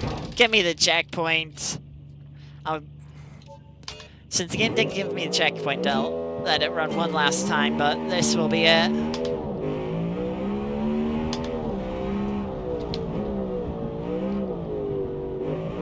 Into turn 1. Car sliding around a lot of opposite lock. Through the right-hander.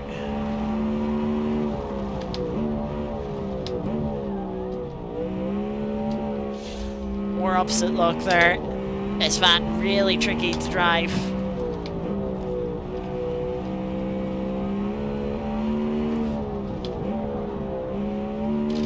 Oh, into the hay bales. Does have a bit of left-hand side damage. Up to the line, it's at 47.9. 47.9? That is... I can't remember. Did that car have an issue in the main shootout? I can't remember. But that 47.9 is much quicker than it went. And yeah, it will certainly be... yeah, that would have beat the Escort in the main shootout.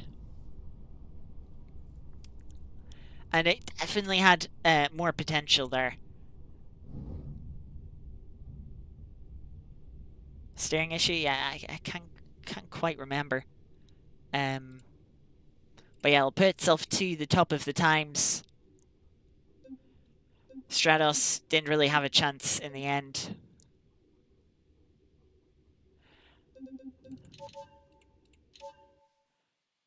So now it is up to the Citroen. If the Citroen did have a clean run, it's going to be difficult to beat the Supervan, but should hopefully be able to beat the Stratos, who had a little bit of a slidey moment through the first couple of corners. Citroen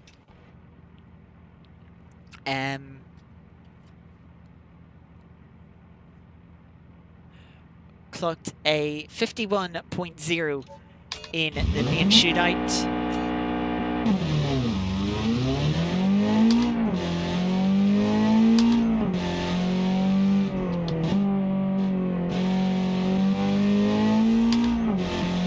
cars with very light steering.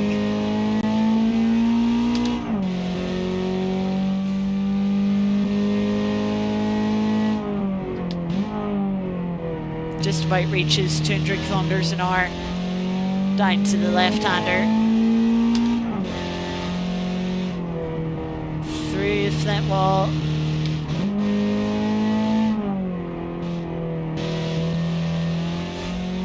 Just no feedback from the steering. But it feels like it's been a decent run. It'll definitely be quicker than it was in the main shootout of 48.997. That will be much quicker than it was in the main shootout, by over a second.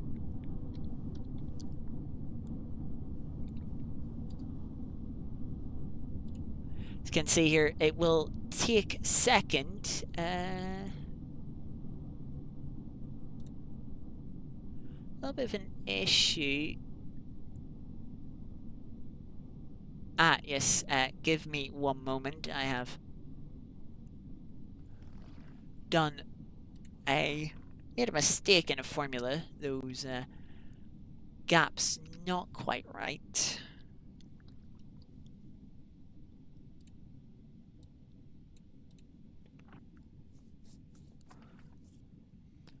So there we go, the Citroen at 48.998. That is about 2 seconds quicker than it was in the main shootout, and definitely gives a bit of a challenge to the Ford Escort.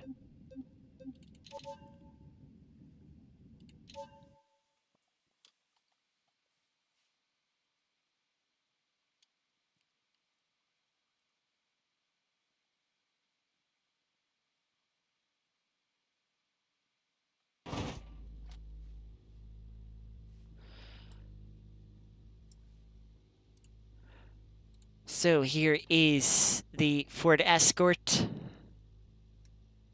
It's got a bit of a challenge on its hands. It needs to find about a second, 2 seconds, nearly 2 seconds to top the top 10 shootout here. Nearly a second to beat the Citroen. Let's see how well it can do. Second time up the hill. Seen a lot of time gained for the other cars.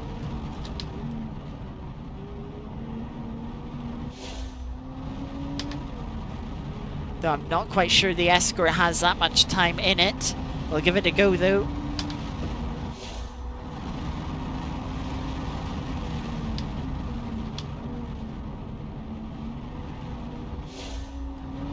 Rear end sliding around. Oh, just getting onto the grass. Oh, into the hay bales. Oh, that's got a lot of damage. I think it clipped a bad part of the hitbox. Yeah. Just trying to push the Ford. A little bit of a slide out onto the grass. Tried to gather it up, but wasn't able to keep it out of the hay bales. We'll be able to just guide this one to the line about 50 kilometers an hour. Still very sketchy.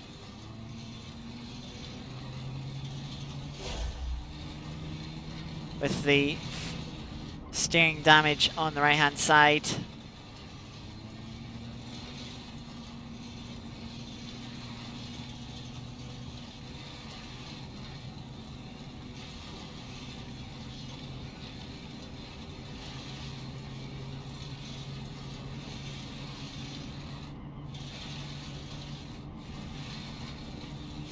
Yeah, it will make its end 133.972.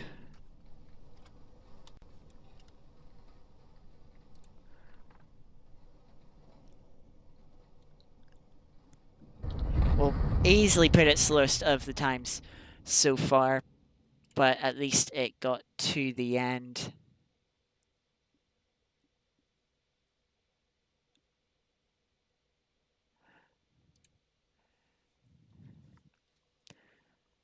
Maybe it will take, maybe the next 6 cars, maybe one of them will DNF to take last place off its hands, but the Ford, yeah, will be the slowest of our runners so far. Next up is the Renault 21 Super Production.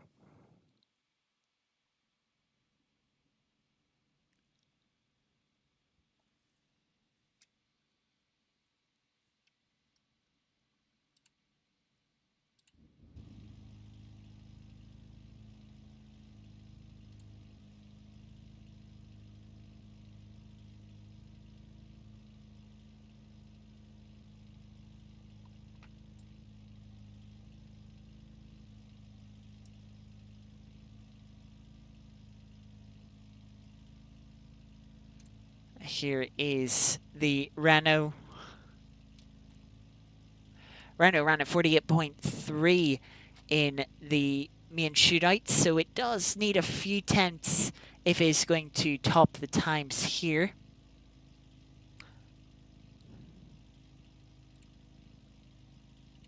Let's see if it is able to do it.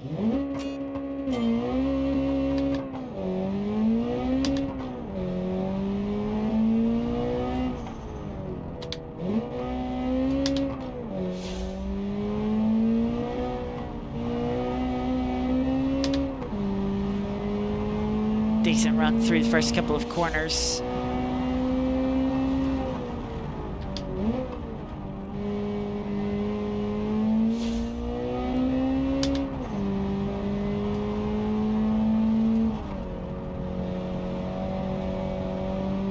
Good run past the flint wall. Let's see, is it going to be any quicker than it was in the main shootout?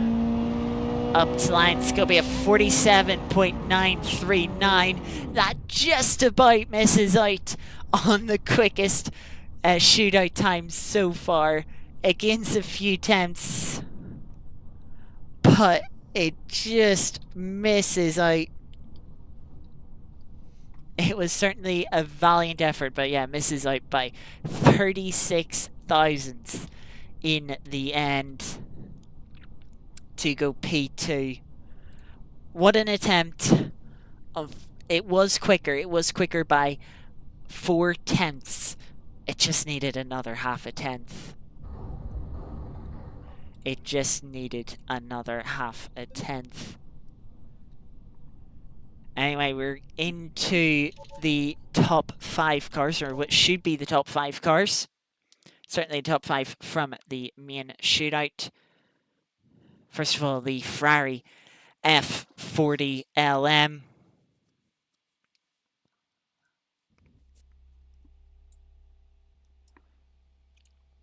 Here it is.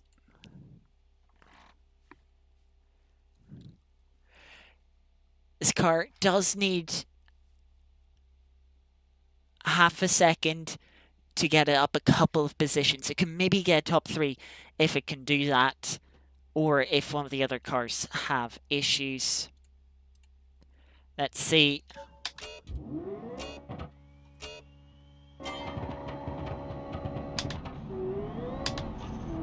How the F40 does on its second run. Once again, very little feedback in the steering of this car. It's just very light. Rear end sliding around a little bit.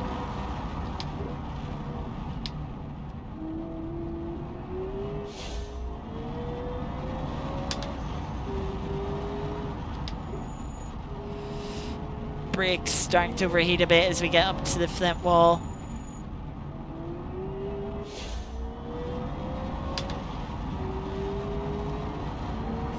Oh, big slide off it. Oh, it's gonna... Just a little bit of a slide. I should be able to reverse it down to the line.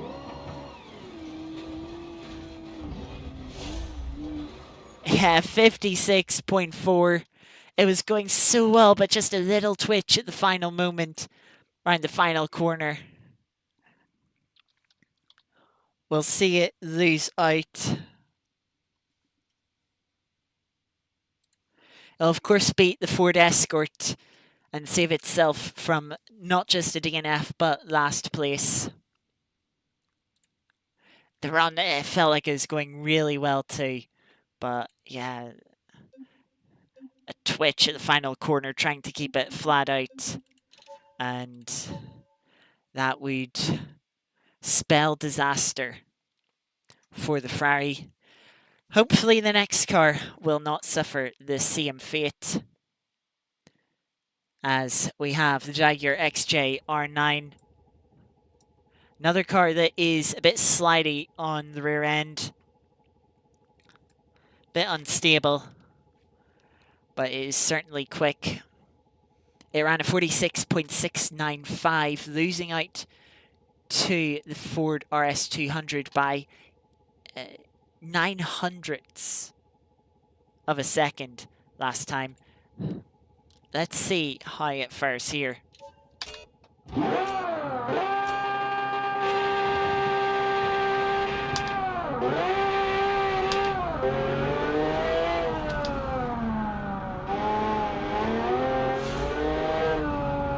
Careful with the throttle, don't want to sell the rear end.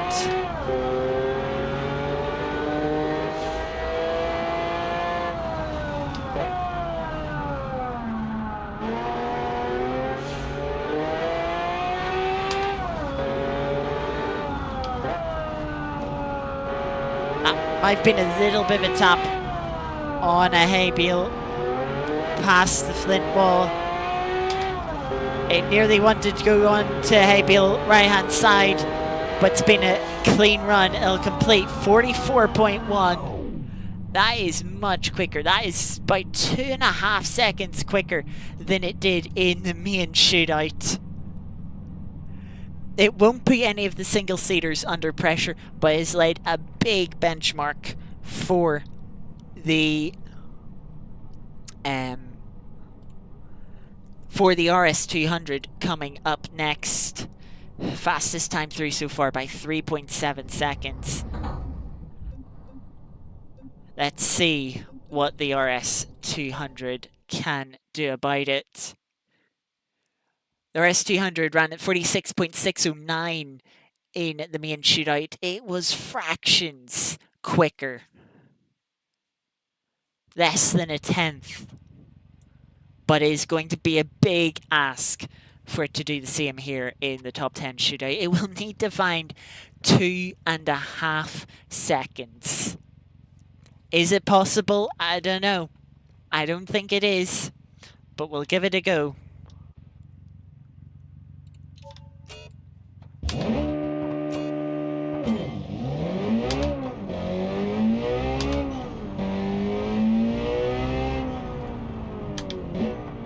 Oh, it's wide.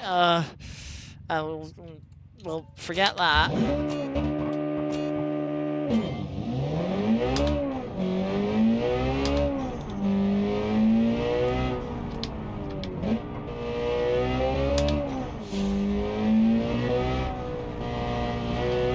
Sliding out wide onto the grass through second turn.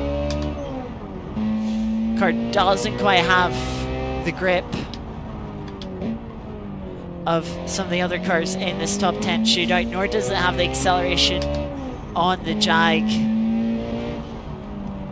It does struggle a bit with the gear shifts too. Oh, just tapping the left-hand side wall. That has actually caused a bit of damage. Up to line, it's going to be slower than it was in the main shootout because of that 47.592. Oh, it just misses out. It is just beaten by the Ford Supervan. Or sorry, no. Am I reading the times right? I see here. No, it does beat the Ford Supervan by nearly just over 3/10. Sorry, I misread there. But it will certainly lose out to the Jag. It give it a good go, but it was never going to be enough, let's be honest. It was never going to be enough. So now it comes down to the final two. Two very quick cars. The Lotus 78 and the Peugeot 405 Turbo. There was nearly a second between these two in the main shootout. Can the Lotus overcome the Peugeot at the end here? It's a tough ask. It will be difficult. It will need a really good run here. That's the thing with these F1 cars. There is a lot of potential in them. It's just very hard to get that, to utilize that potential, shall we say. But we'll give it our best go. Nah, I won't count that.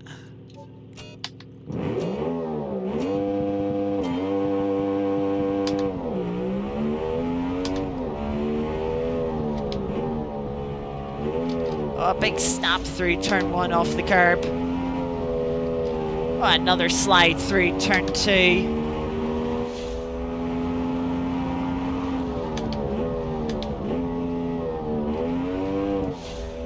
Bit of wheel spin off the left-hander. Give a nice kick of oversteer through the front wall, carrying a lot of speed. Into the right-hander, nearly into the hay bale, one like the 1990 was. Up to the line. What is the time going to be? It's going to be a 40.499 from those 90. It's gone just over 1.1 seconds quicker, and certainly laid down a benchmark that will be difficult for the Peugeot. You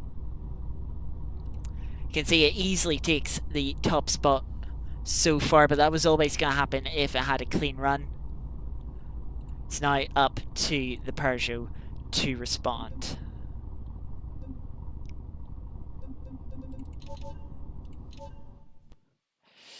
I can tell that run, the Lotus definitely has more in it, but trying to extract the potential over one run, it's very difficult. Very difficult indeed. We'll have to see whether the Peugeot last 2 run will be able to beat the Lotus. It will need to find a couple of tenths on its shootout time. Let's see if it can do so.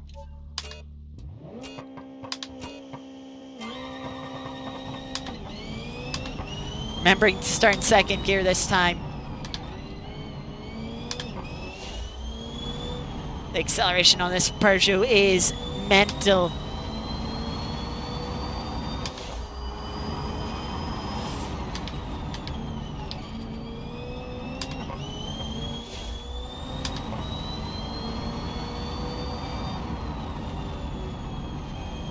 Oh, it's a little bit messy through there.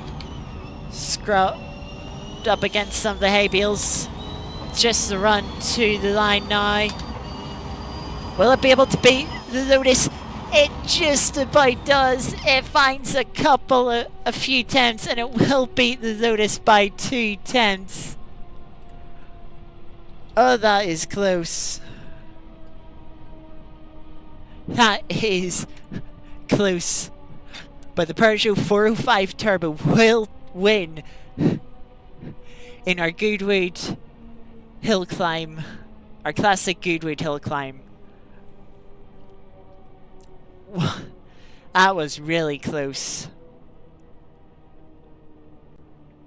Yeah, the Peugeot, it had the acceleration, the stability to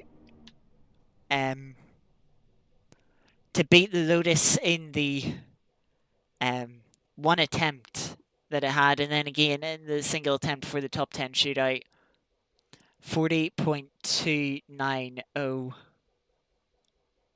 It is yeah, the Peugeot does take it over at the Lotus 70. It wasn't quite enough. It needed a bit too much bravery. And yeah, too much bravery needed really to extract its full potential over the one run. The Jaguar XJ R9, despite its slidey rear end, would take P3 ahead of the Ford RS200. Ford Supervan would take a fifth place, narrowly beating out the Renault 21 Super Production in the top 10 shootout, ahead of the Citroen BX4TC, the slowest ever cars that had a clean run. Lancia Stratos would have a couple of slidey moments, but didn't lose too much time. But it would beat out the Ferrari F40 LM, which had a can't remember the exact issue, and Ford Escort Mark II. That was quite the top 10 shootout there. Yeah, a lot of well-made cars here. A lot of fun to run them. And as I mentioned, if you want to, well, go back to if give me one moment here, we can go back to the main shootout standings. The Peugeot once again topping the initial runs, but was a full second clear of the Lotus. Lotus gave it a good run in second run. But yeah, was the only single-seater to make a clean run. The RS200 got third, just beating out the Jaguar XJ on the first run. The Ferrari F40 getting a top 5. The Renault 21 we'd sell for P6 ahead of the Ford Escort Mark II. Citroen BX4TC taking P8 ahead of the Supervan 2 and the Lancia Stratos, rounding out the cars that would make the top 10 shootout. Missing out was Piper GTR, missed out by a good 4 seconds.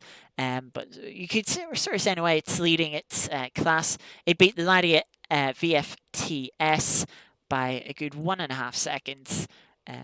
That then beat the Alfa Romeo Alfetta. Mini Clubman RX would be the last of the cars to complete a sub 1 minute lap time as we look to the second page. The Peugeot 104 ZS2 1 minute 1.4, narrowly beating out the Mirage M6 that had its issues, as well as the Nissan Skyline RS silhouette car.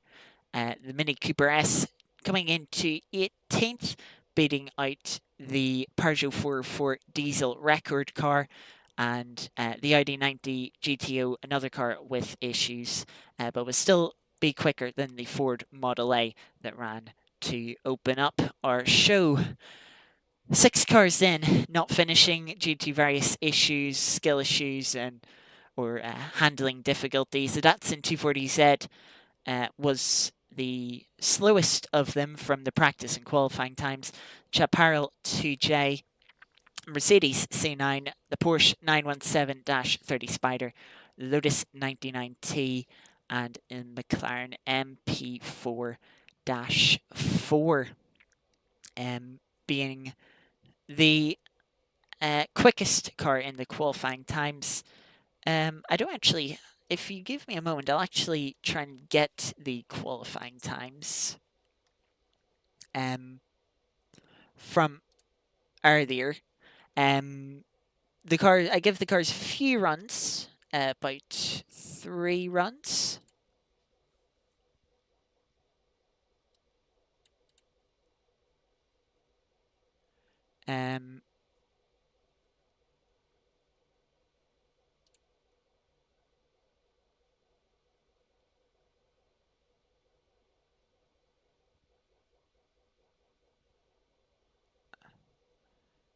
So yeah, I'll see if I can get the qualifying times up on screen. Probably should have saved them.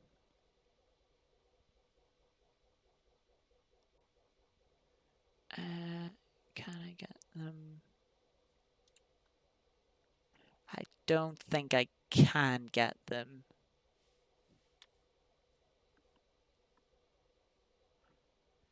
I can't quite get the qualifying times.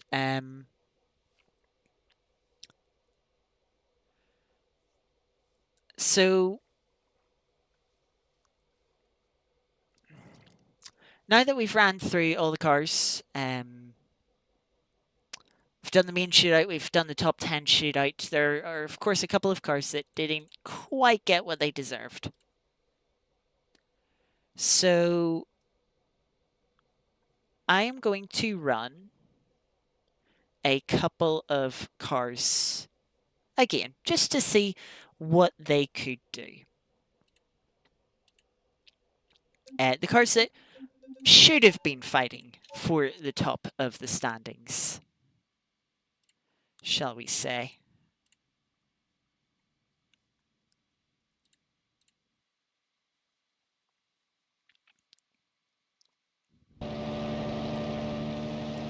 So let's bring out a couple of cars again, give them a few extra runs, unofficially, but just to show off the potential that they had. Start off with the Lotus 99T. Getting un-104'd. Yes. Of course, a very quick car. Just maybe a little too quick for its own good up the hill climb. Let's give it a few runs here.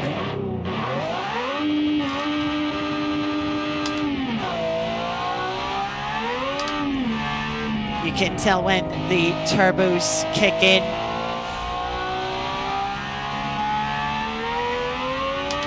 As the car gets a sudden extra burst of acceleration past 9,000 RPM. Oh, just a little bit of a slide trying to pay on the power that time. As I said, unofficial, we'll keep going until we can get a good time.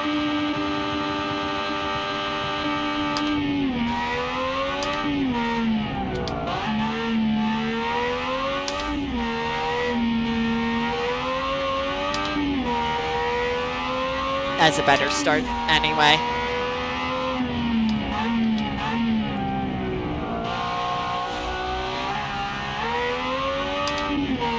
Using a bit of clutch to try and help.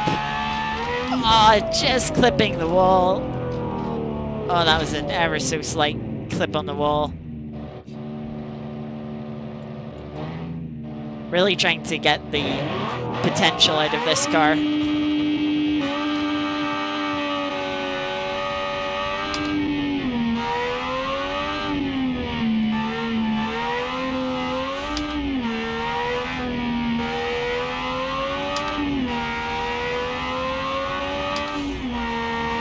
Especially on a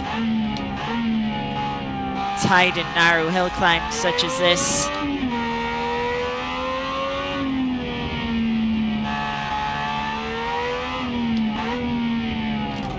Oh, I just missed that turn in again.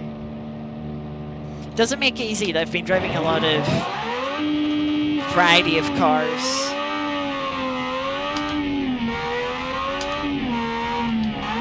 I love cars that don't have the same turn-in as the F1 cars here.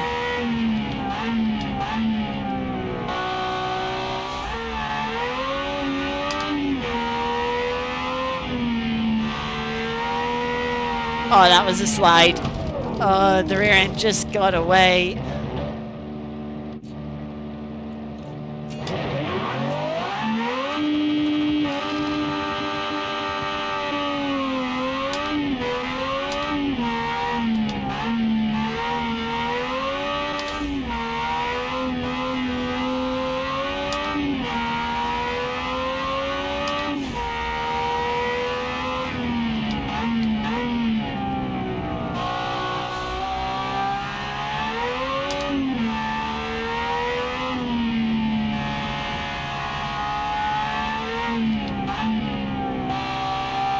Actually turning in time for that right-hander.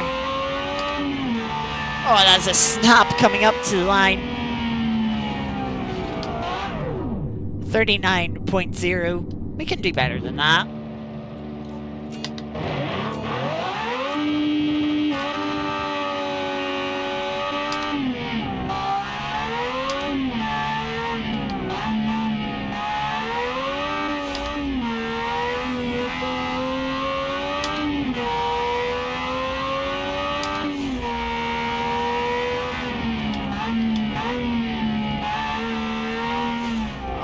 big snap.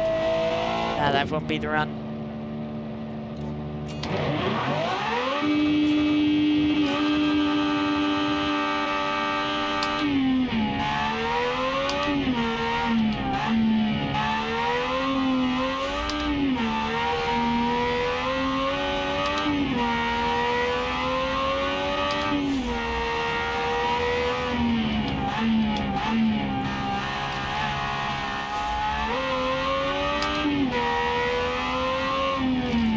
I just clipped the hay bale. Trying to spot how to thread the needle past the flint wall is very, very difficult.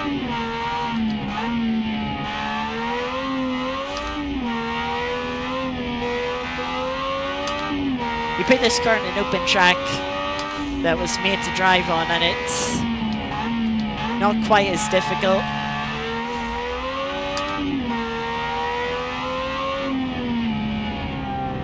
I clipped the hay bale going into the flint wall.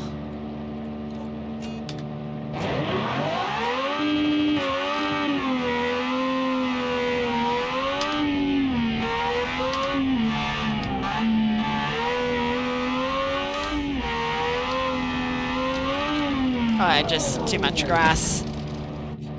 I know this is probably a little bit frustrating.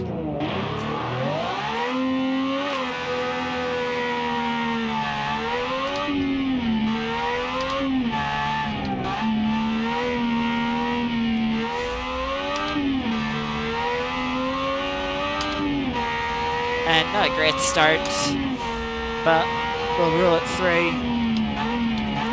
Nah, locked up. Oh, wrong button.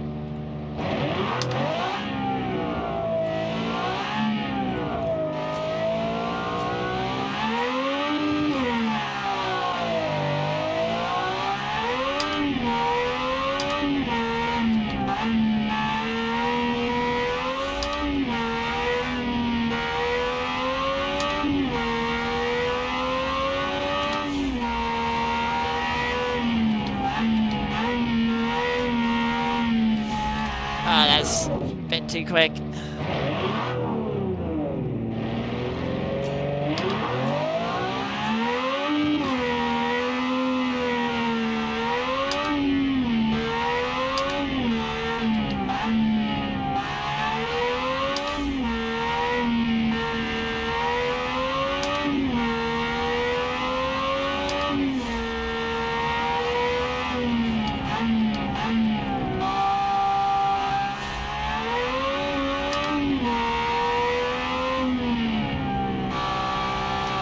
Oh, come on.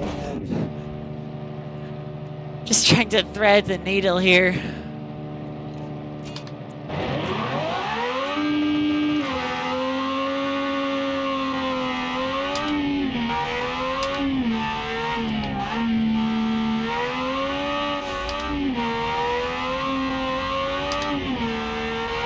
Felt like a good start.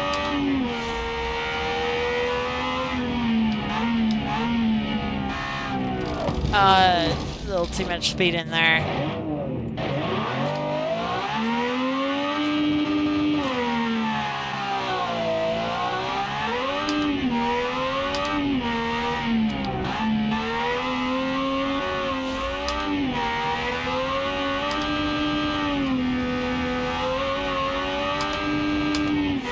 I love when the car just doesn't shift up. Thanks, Beam.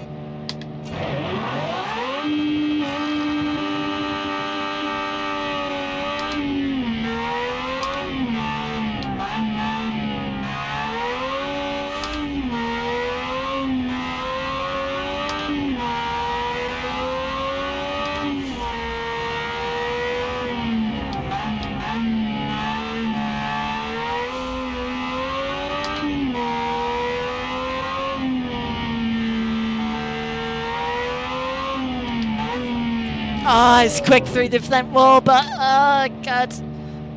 Messed up the next right-hander.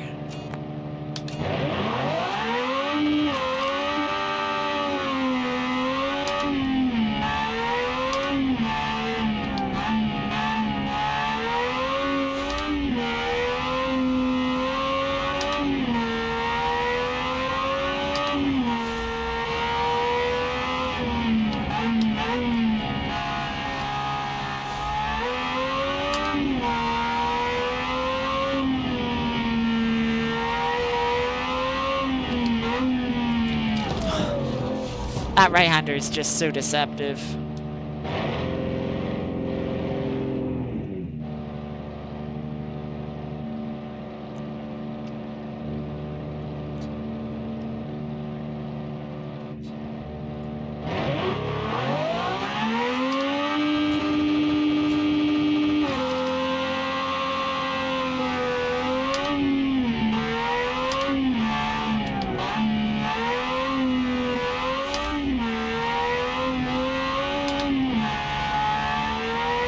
Bit snappy.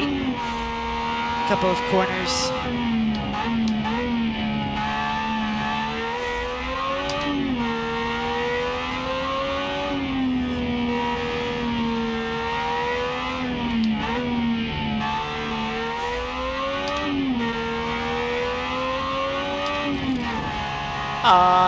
Little bit of a slide there at 37.613. Oh, I knew it could go quick. Now it is time to see.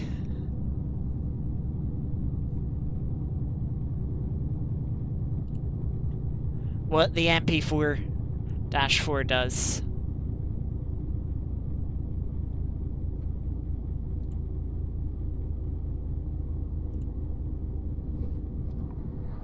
If my game will ever load.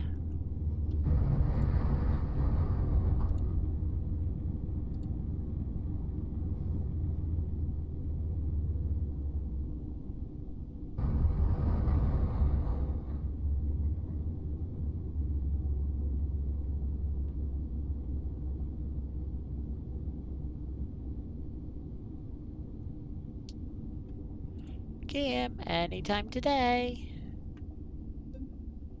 There we go. The MP4-4.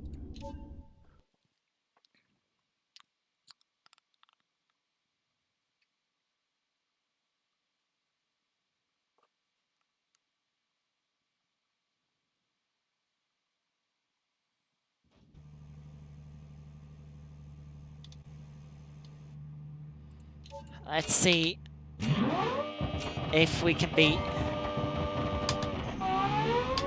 the 1990.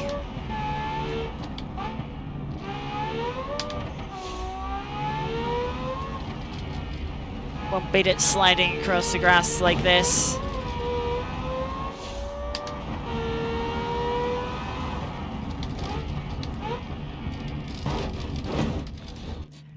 Yeah, the MP4-4 is also quick, but how it gets its speed is a little bit different than the 99T.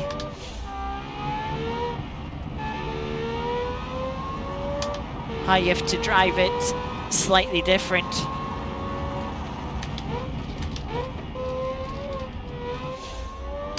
But it is just as quick.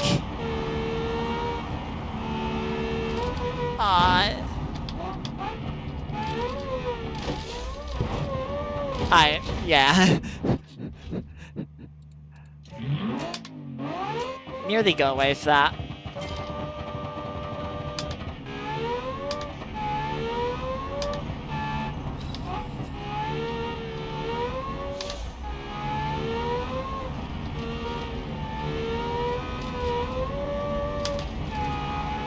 Yeah, it's probably not going to go quicker than the 990 with a start like that.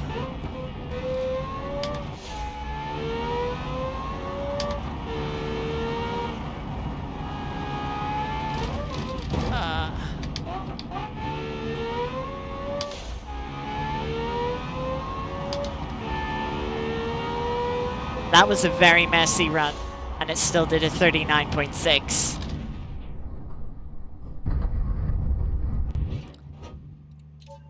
What can it do on a much cleaner run?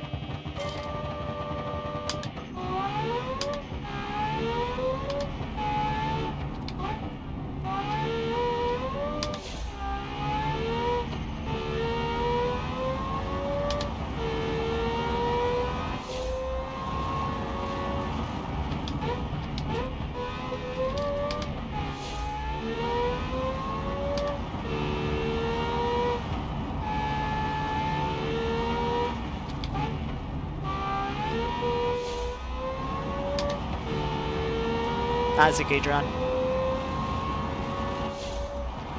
37.522. Just under a tenth quicker than the 99T.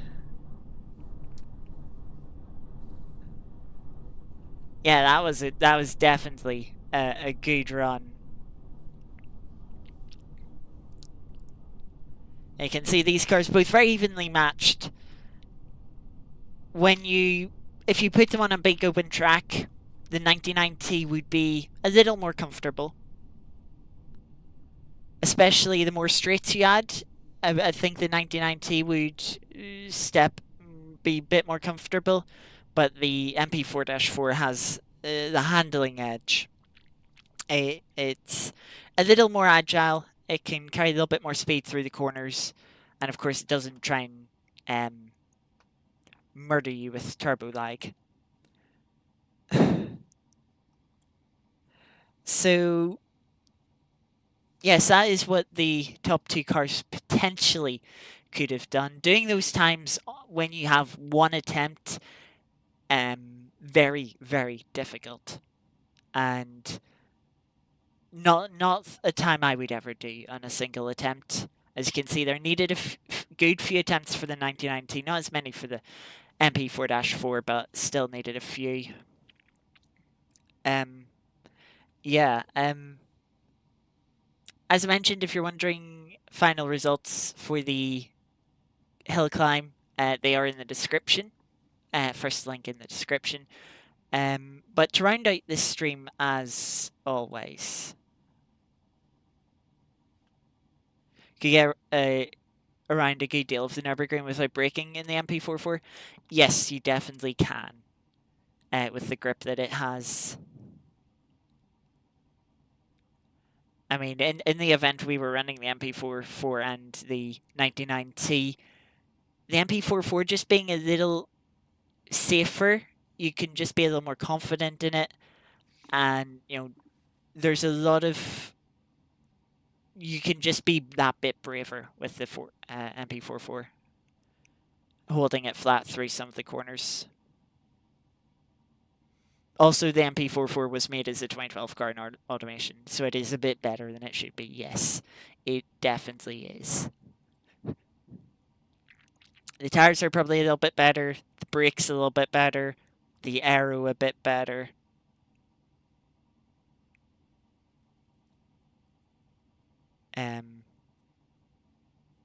The drivetrain a little bit better, probably has a little bit less drivetrain losses than the other cars. So yeah, as always with streams, do you like to finish out with some good old Art of Rally, and we shall do so again today.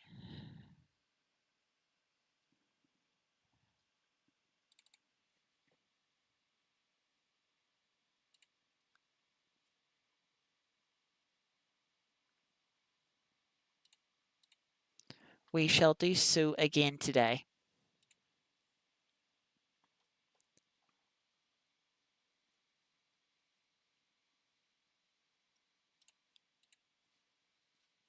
Hello. It is getting dark here. Head to the online events as always, starting off with the daily event. It's been a little while.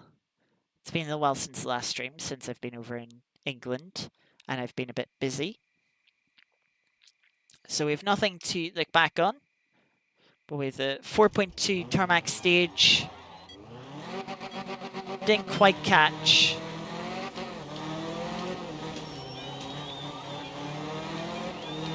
what the car class was. And being at night does make it a little bit difficult to try and tell what car this is.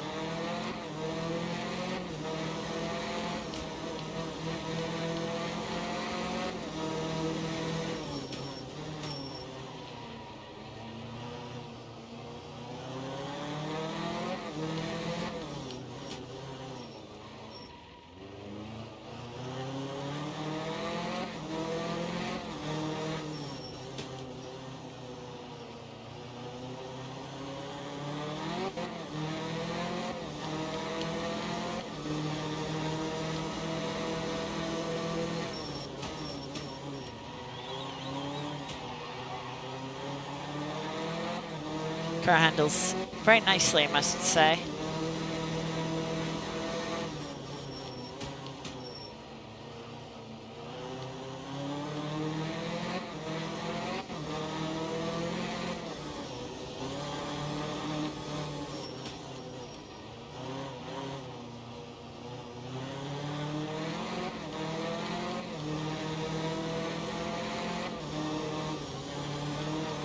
Didn't need to brake there, but just wasn't quite sure what was over the crest, so played it safe rather than sorry.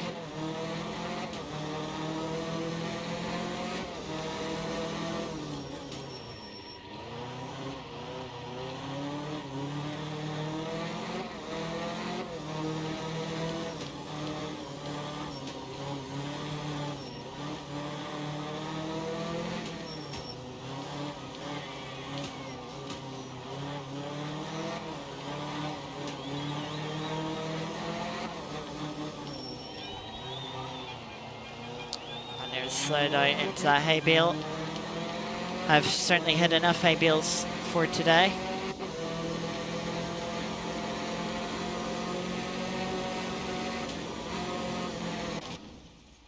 Oh! Aw, game. Terminal damage off the guardrail, just slightly scraped it. That's annoying. Well, it's a DNF then for the daily event. Sort of feels a little bit unfitting. It's been a good while since I did the weekly event. We've missed a lot of weeks. Yeah, it was August 17th we did it, when we had the Grand Prix of Long Beach in Formula 3 cars on Asao Corsa. Finished 87th, got top 20%. Let's see what we can do in Group 3 at Sardinia this time. In a Ford Escort.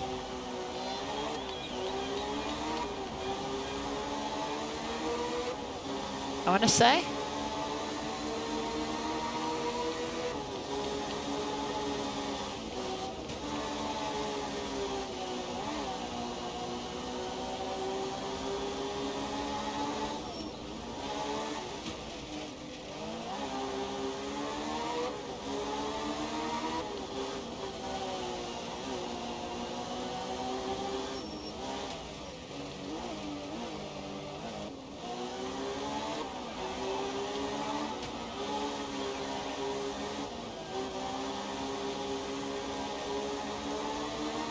Yeah, it certainly does like escorty.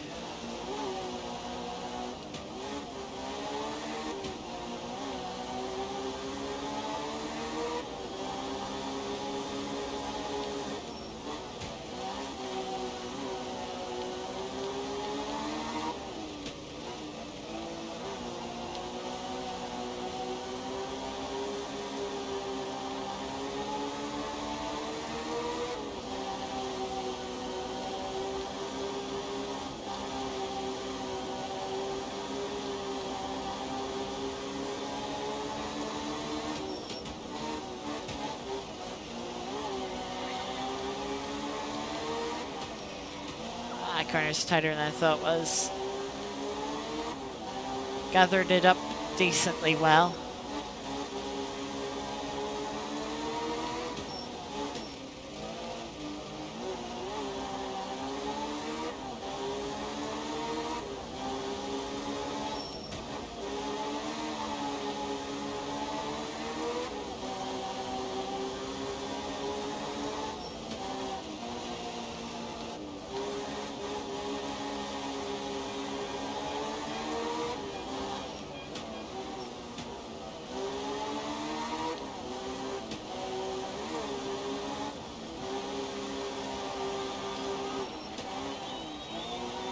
There's the finish. A 220.388 for the first stage. Where does that put us? 72nd, top 20%. I've got a long 6.8 mile stage.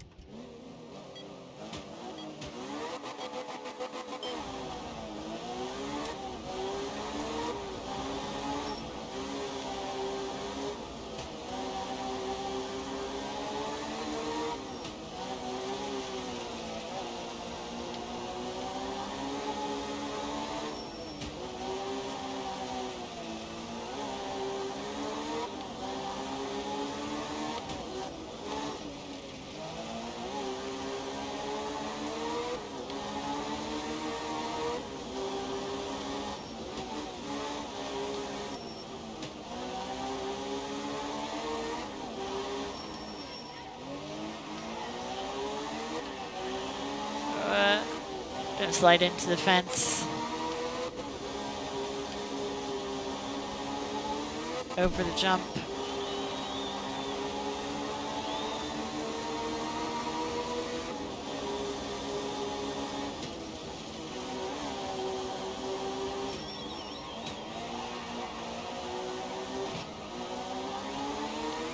Little clip on the fence, but got away with it.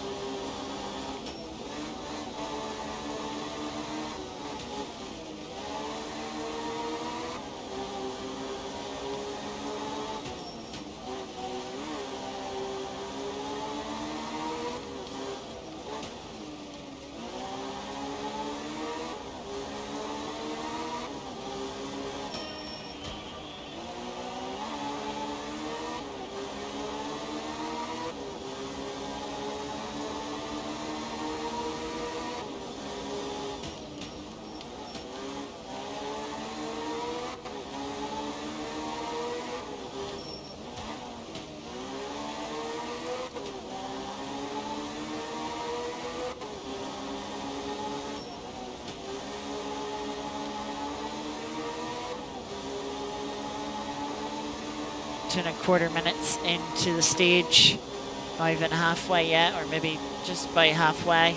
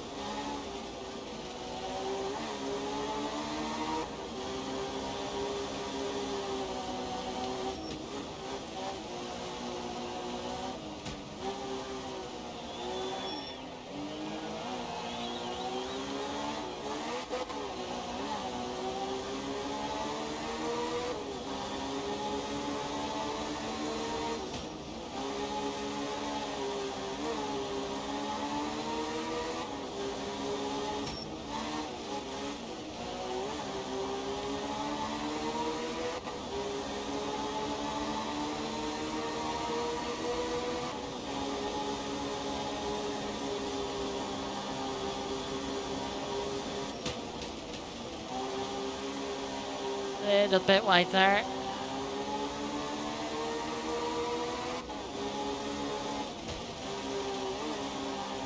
Don't think it lost too much from it, if anything. Main thing is didn't get reset.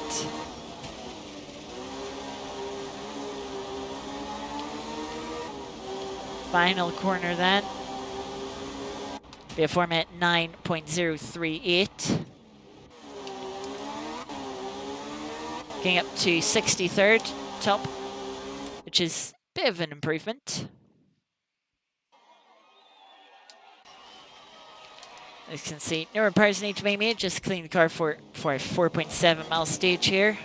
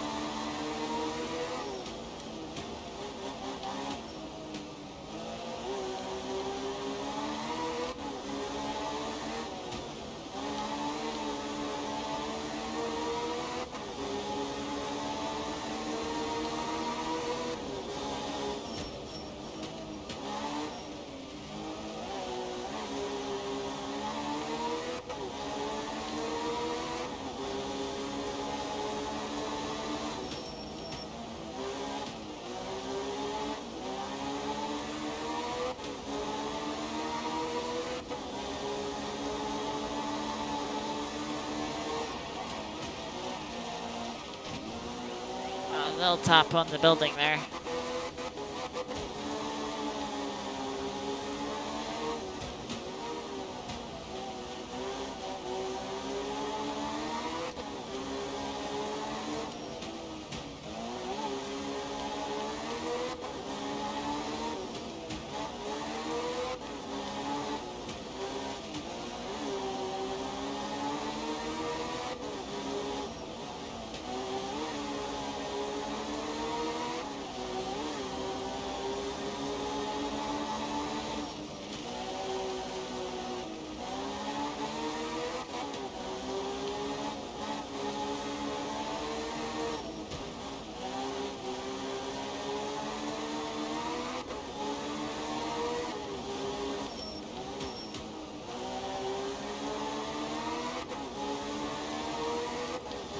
Yeah, just a little bonk.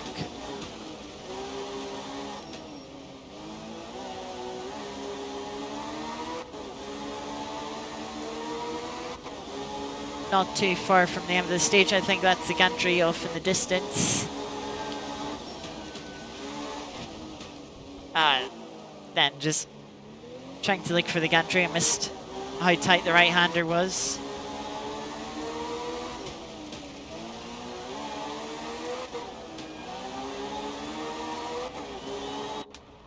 $239.8, damn, they should have been like 6-7 seconds quicker. Yeah, it drops us to 87th. But the long 6.8 mile stage at the end here to going to play Rocket League.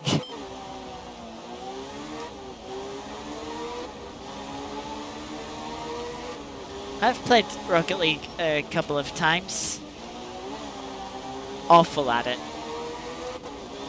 Awful.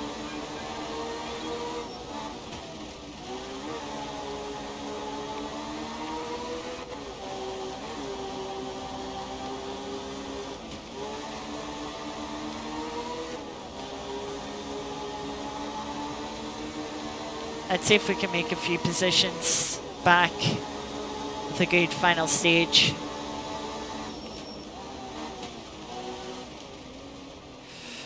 Sliding into that rock isn't going to help, but just narrowly avoided it.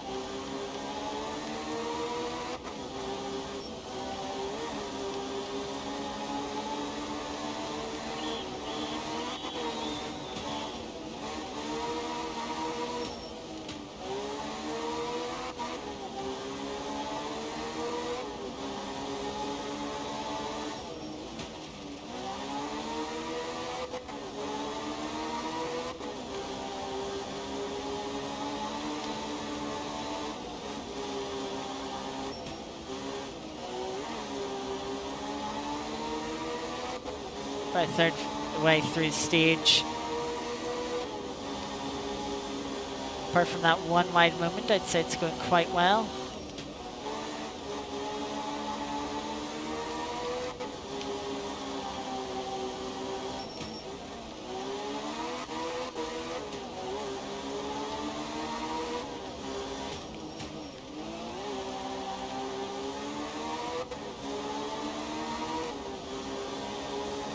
Yeah, I really struggled with aerial stuff too.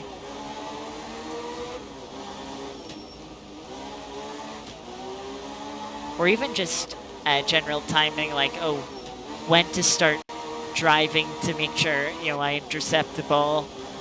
I really struggled with.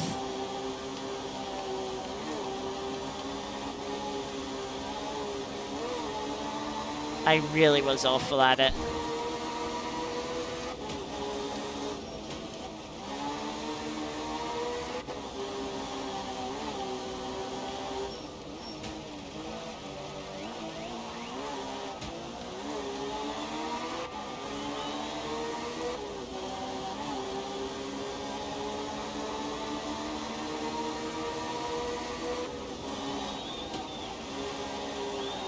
Again, a little brave here towards the end of the stage.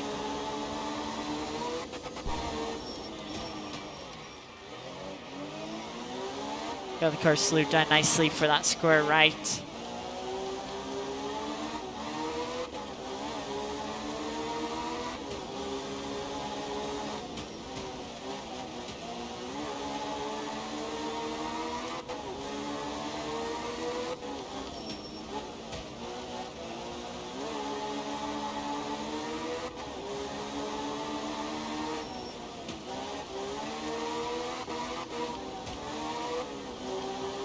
Won't be too far to go now.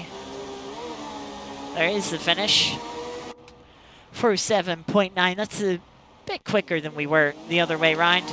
Gets us back up to 76, top 20%.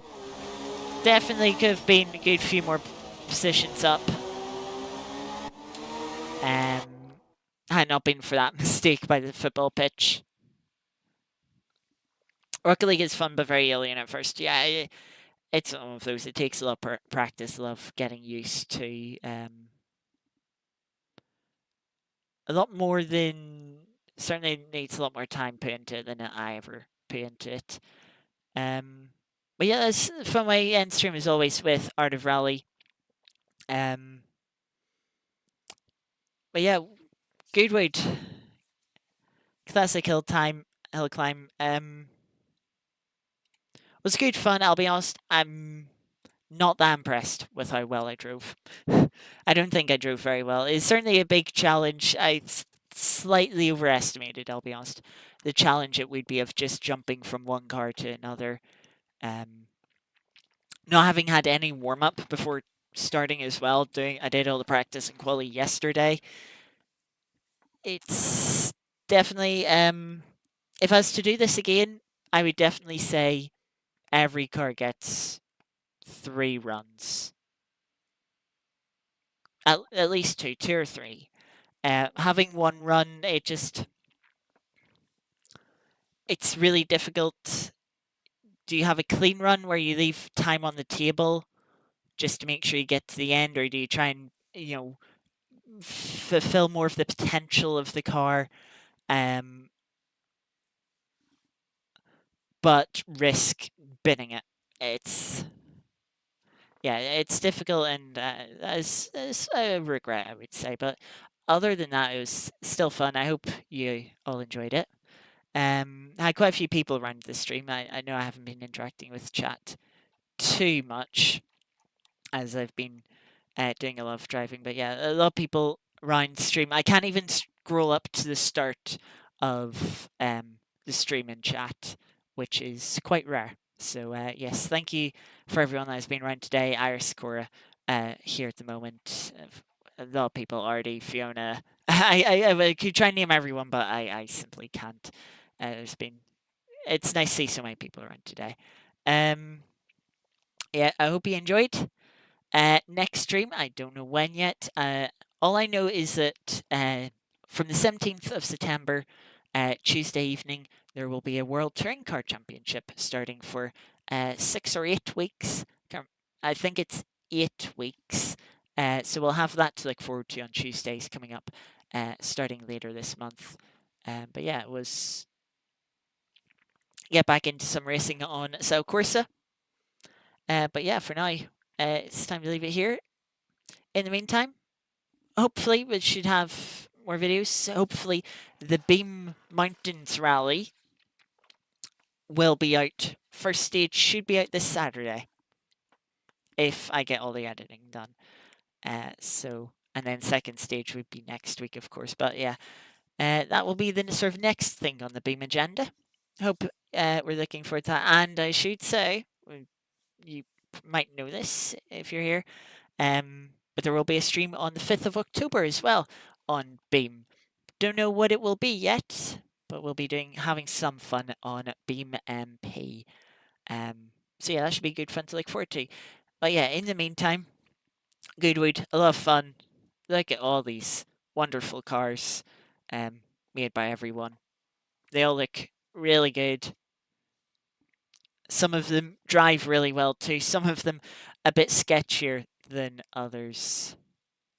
But yeah, thank you everyone very much for watching this stream. I shall hopefully see you later this month on stream, and I hope you enjoy the videos in the meantime. But yeah, take care. Enjoy the rest of your evening and weekend coming up, and yeah, I will see you next time. Bye bye.